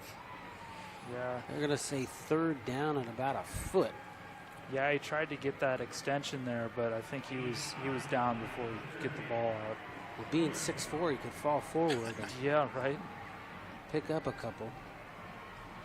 So it'll be 3rd down and about a foot here for the Seahawks. Trip wide receivers to the left, single receiver to the top. Larson to the shotgun. Beener behind him. Brady Beener in motion. Fake it to him. Give it to Brock. Up the middle he goes. He'll get the first down for the Seahawks and continue this drive with 4:54 left to go here in the football game. Yeah, just slow and steady, converting those first downs and just bleeding this clock. Just eating up a pretty big chunk of it here on this drive. Yeah, when they need to, they can do a little bit of everything, whether it's just long, deep passes or just short ones or runs, just to eat up clock. They can do it all. Yeah, very impressive. I mean, eating up the clock, they did that so well against Enumclaw, just able to manage that clock perfectly with their passes and their runs. Oh, they're going to say 4th down? I thought he got the first. Oh, yeah.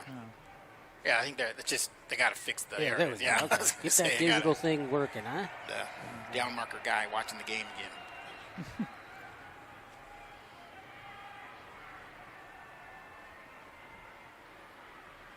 So Larson is going to take his time, let that play clock run down to about 1 or 2 before he will take the snap. It's down to 7.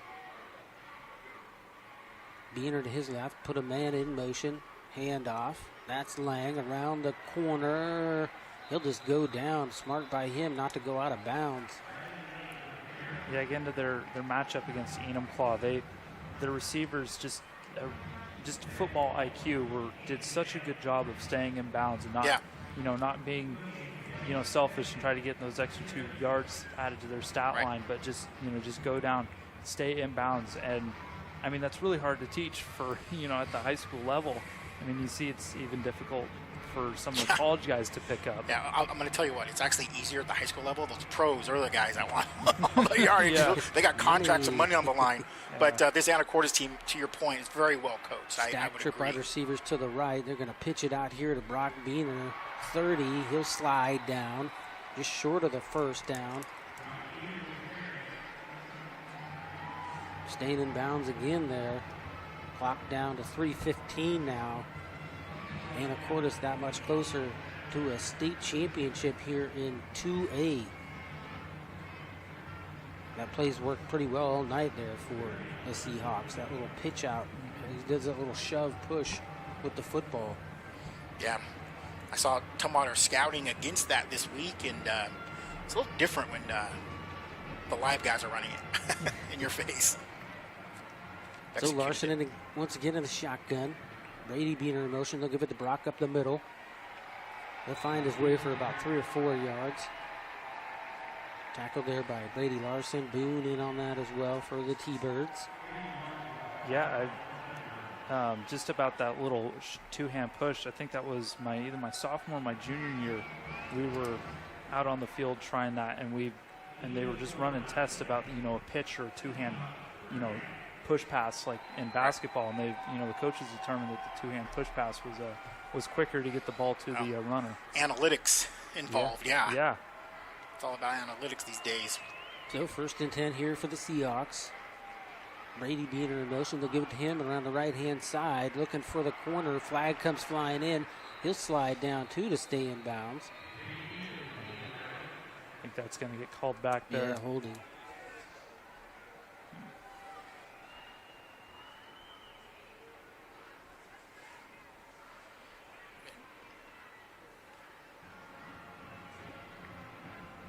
So that'll take it back 10. It's 10 penalties on Anacortes for 90 yards, and we've talked about them being behind the sticks a lot, and it hasn't really made much of a difference in the outcome. No, that's where I go back to Oregon. Yeah, right. 4th and 42. That's, yeah. Like it's just a normal play, and all that was just a go route to Lang down the sideline. Yeah, that's nothing fancy about it. Just that's threw it up in the air. Their offensive plan: false start on this snap, and then we'll throw it up to Lang. Yeah. And this whole game, I mean, they've had Tumwater's defense really scratching their head, and great game plan by the offensive coordinator for Anacortes, but to also give credit to just the athletes, just the pure speed and execution on the Seahawks team. Yep. Quick pass out here to Lang. He'll get tackled by Thompson at the 25-yard line. Well, not the deep shot shot going to be you were called looking by for. Tumwater. We'll keep it here. With 1:57 left to go, and Anacortes with the lead, 53-30. And Larson quietly is now over 300 yards passing to my unofficial stats, 322 yards on 35 attempts here tonight. I know this is a pass-heavy football team, and but with 22, 32, rushing attempts as well. I mean, what a balance, Yeah, you got a 300-yard passer and a 100-yard rusher. Exactly. Yeah. Paul saying the short. Lateral passes are like a long handoff, but it goes in as a passing stat. Yeah, it's a bubble screen. And he gets it out there quick, and the great thing about him and what you see is that he puts it on his receiver perfectly. It's not too far out in front. It's not behind him. It's like right on him. Yeah, super accurate. They've seemed to have gotten that down to a science. 2nd down and 20. Or no, not 2nd down. 2nd down and 14.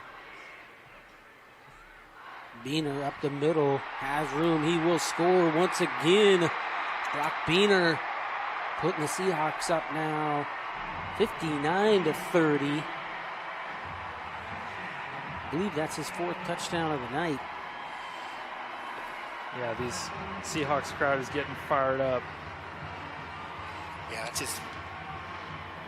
Unofficially, I got him at 4 because he's got the special teams touchdown as well. 3 rushing touchdowns and a special teams touchdown. And the one thing on my stat sheet that I created, I didn't have a special teams touchdown stat sheet. So I keep forgetting that. I did write it down at the bottom here, but it's not where my eye usually goes. So, but yeah, 4 touchdowns. He's been in the end zone 4 times.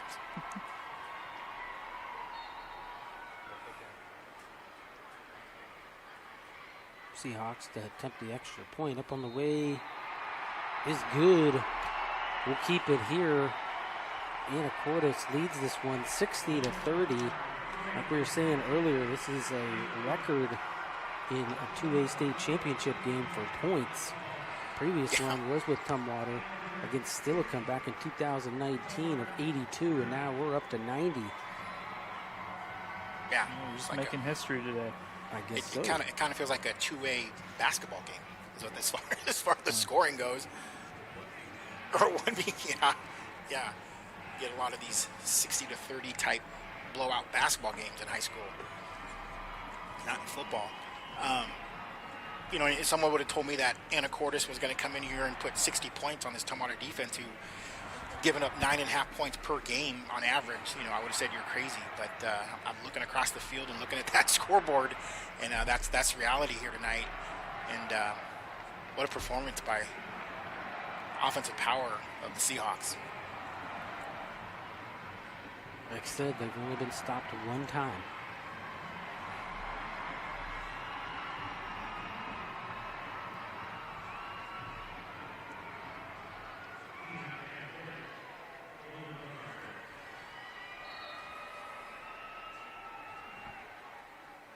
Briscoe back deep. He will get it to the 20, to the 30. Spin. He'll get down to the 39-yard line. Or they'll mark him at the 40. Tyler Briscoe, the freshman there for Tumwater. Yeah, that's right. Briscoe's a freshman. He's had several touchdowns this year, and he's another one that these Tumwater fans will have the pleasure of watching him the next 3 years. He's going to be a special one as well. The senior Spurb with the tackle on the freshman Briscoe. Passing of the torch. Yeah. Chase in motion. Tumwater just trying to bring out the bag of tricks now. That's Jackson Budd to throw it. Almost intercepted there by two Seahawks. A late flag deep in the backfield there on the Alaska Airlines logo. The roughing the passer. I didn't even see Jackson Bugg sneak in there. Yeah, he's the backup quarterback. The backup quarterback, yeah. I believe the senior backup quarterback. Cool for him. Or is he's the sophomore? I'm these guys, so many young guys that play. Jackson's a sophomore. That's right, he's a sophomore. He's looking to be the quarterback next year. Yeah, it's cool to see these young guys go out there and make a name for themselves in these big games. And that was an attempt from quarterback to quarterback. A pretty well defense by Anacortes, but just a little bit late of a tackle. Yeah, you still get that protection. Even on a double reverse pass, you still get the protection to throw. All right, so Kastner in the shotgun. Going to throw out here quick. Chase be pushed out by Brady Beener right at the first down sticks at the 35. They're going to say first down. Move the chains. We got 1:33 left to go here in this game. Kastner. Throw it out quick again, this time to Bryant. He's going to try to go inside, then out. He'll be tackled by a couple of Seahawks, one of them being Micah Dickinson. There you go. Dixon family represent. Called his name quite a bit tonight. Yeah, I mean, he's one for all this. Throw here to the outside. Nice defense there by the Seahawks. Landon Schaefer. Kastner looking out there to Cole.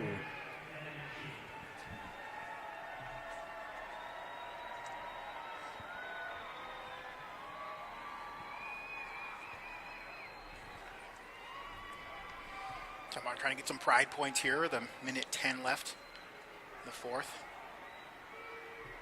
Kastner has some time now to get a roll out here to the left. Square the hips, throw it in and out of his headed receiver's hands. Dillon. It'll be fourth down now for the T-Birds. 1:03 left to go here in the game. Yeah, good scramble by Kastner there, but again, great coverage by the Seahawks. like you said, in and out of the hands of Jacob Dillon. That's somebody we haven't called all night, really. Jacob has had a lot of yards and touchdowns this season as a tight end for the T-Birds. So 4th down and 7 now here for Tumwater. Castro in the shotgun. Clark to his left. Going to roll out to the left. Look to throw. Squares the hips. Going to heave one up in the air. Looking for Dillon. Incomplete. It'll be a turnover on downs.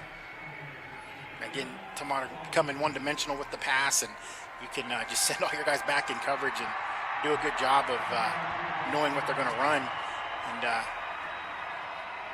And Anacortes is going to probably be able to sit on it here. You know, Tumwater has some timeouts, but yeah, I'd imagine there's really no need for any more. Just hit up and set up in the victory formation and shake hands. Yeah, pretty much. Victory formation, Keith always says, best formation in football. Yeah, if you're on the right side of it. Yeah. But yeah, I mean, as an offensive coordinator, that's the formation you want to call, especially here in a state championship game. There's the first one with the kneel down. One more of those, and this ball game will be over, and the Anacortes Seahawks will win the 2A state championships here at Husky Stadium over Tumwater. The 1 seed against the 2 seed. 2 seed will come out on top. That will do it as far as the last snap. And 3 years in a row, the 2 seed has won. Oh, yesterday and today. 6 seed, yeah. Well, it's like the Seahawks were the biggest birds in the sky here tonight. Well, you've been sitting on that one. I have.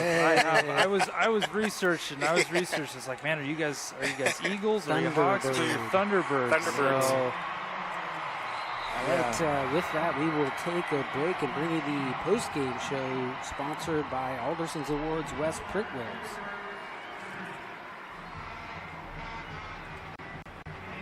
Nationally known and locally owned, Southwest Washington is home to 6 locally owned Napa stores, providing you with the best quality parts and services you need. With fast access to an inventory of over 400,000 parts, with ASE certified parts specialists ready to help, it's no wonder so many do-it-yourselfers count on Napa Auto Parts. Visit Wilson's Napa Auto Parts in Centralia, Chehalis, Rochester, Tenino, Castle Rock, and the heavy-duty and wholesale location on State Avenue in Chehalis, or go to wilsonnapa.com.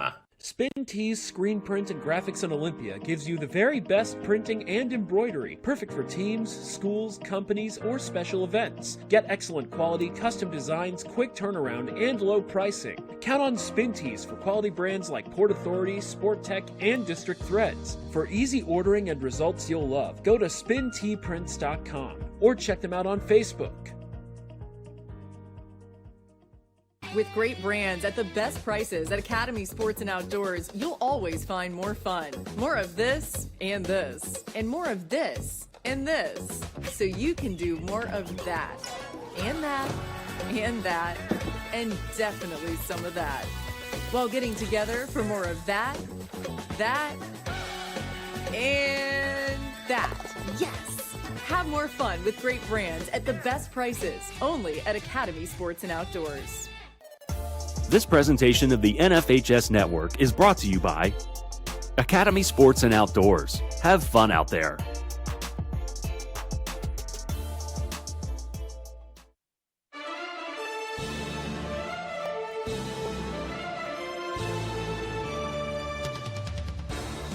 Time to wrap up this game with the Alderson's Awards West Post Game Show. Awards West in Centralia can supply you with t-shirts, hats, and hundreds, if not thousands, of promotional products, even team uniforms.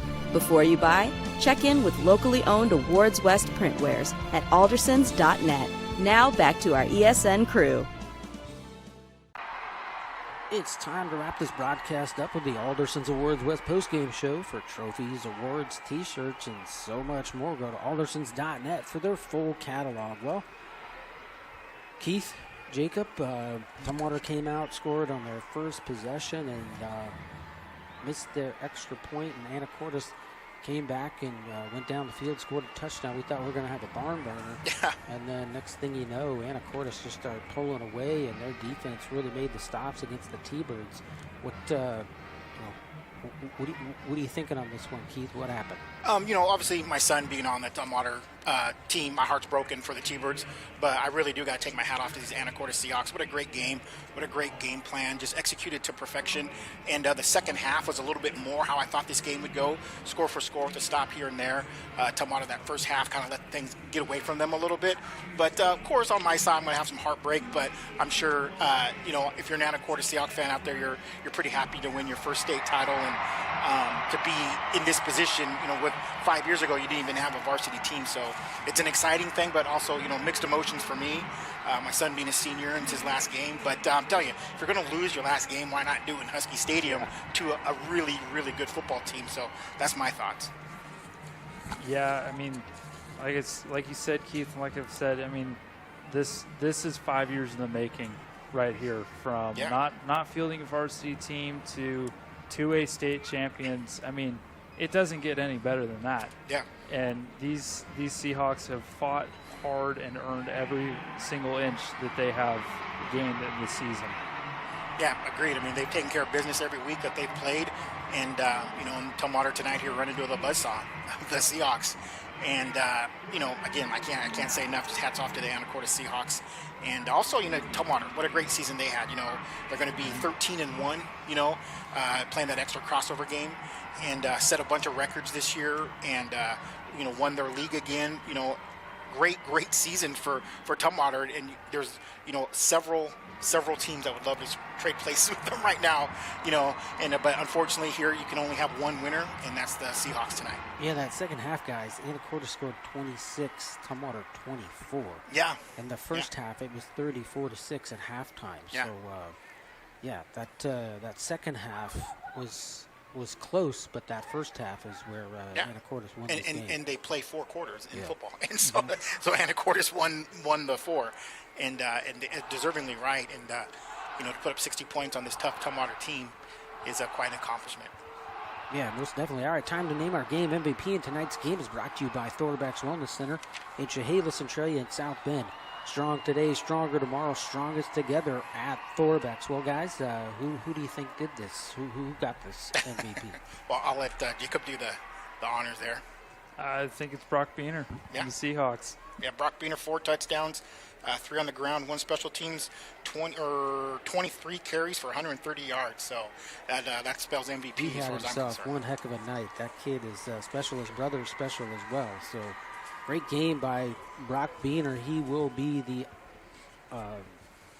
Thornbach's MVP.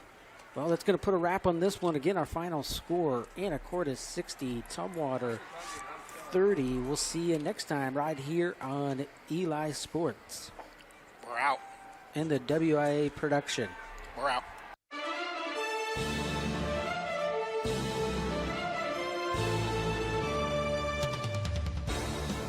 Thank you for watching and subscribing to the Eli and NFHS Sports Networks. Remember, a portion of your subscription goes back to the schools. We can't wait to see you again, right here for the best in high school sports live action. The Eli Sports Network.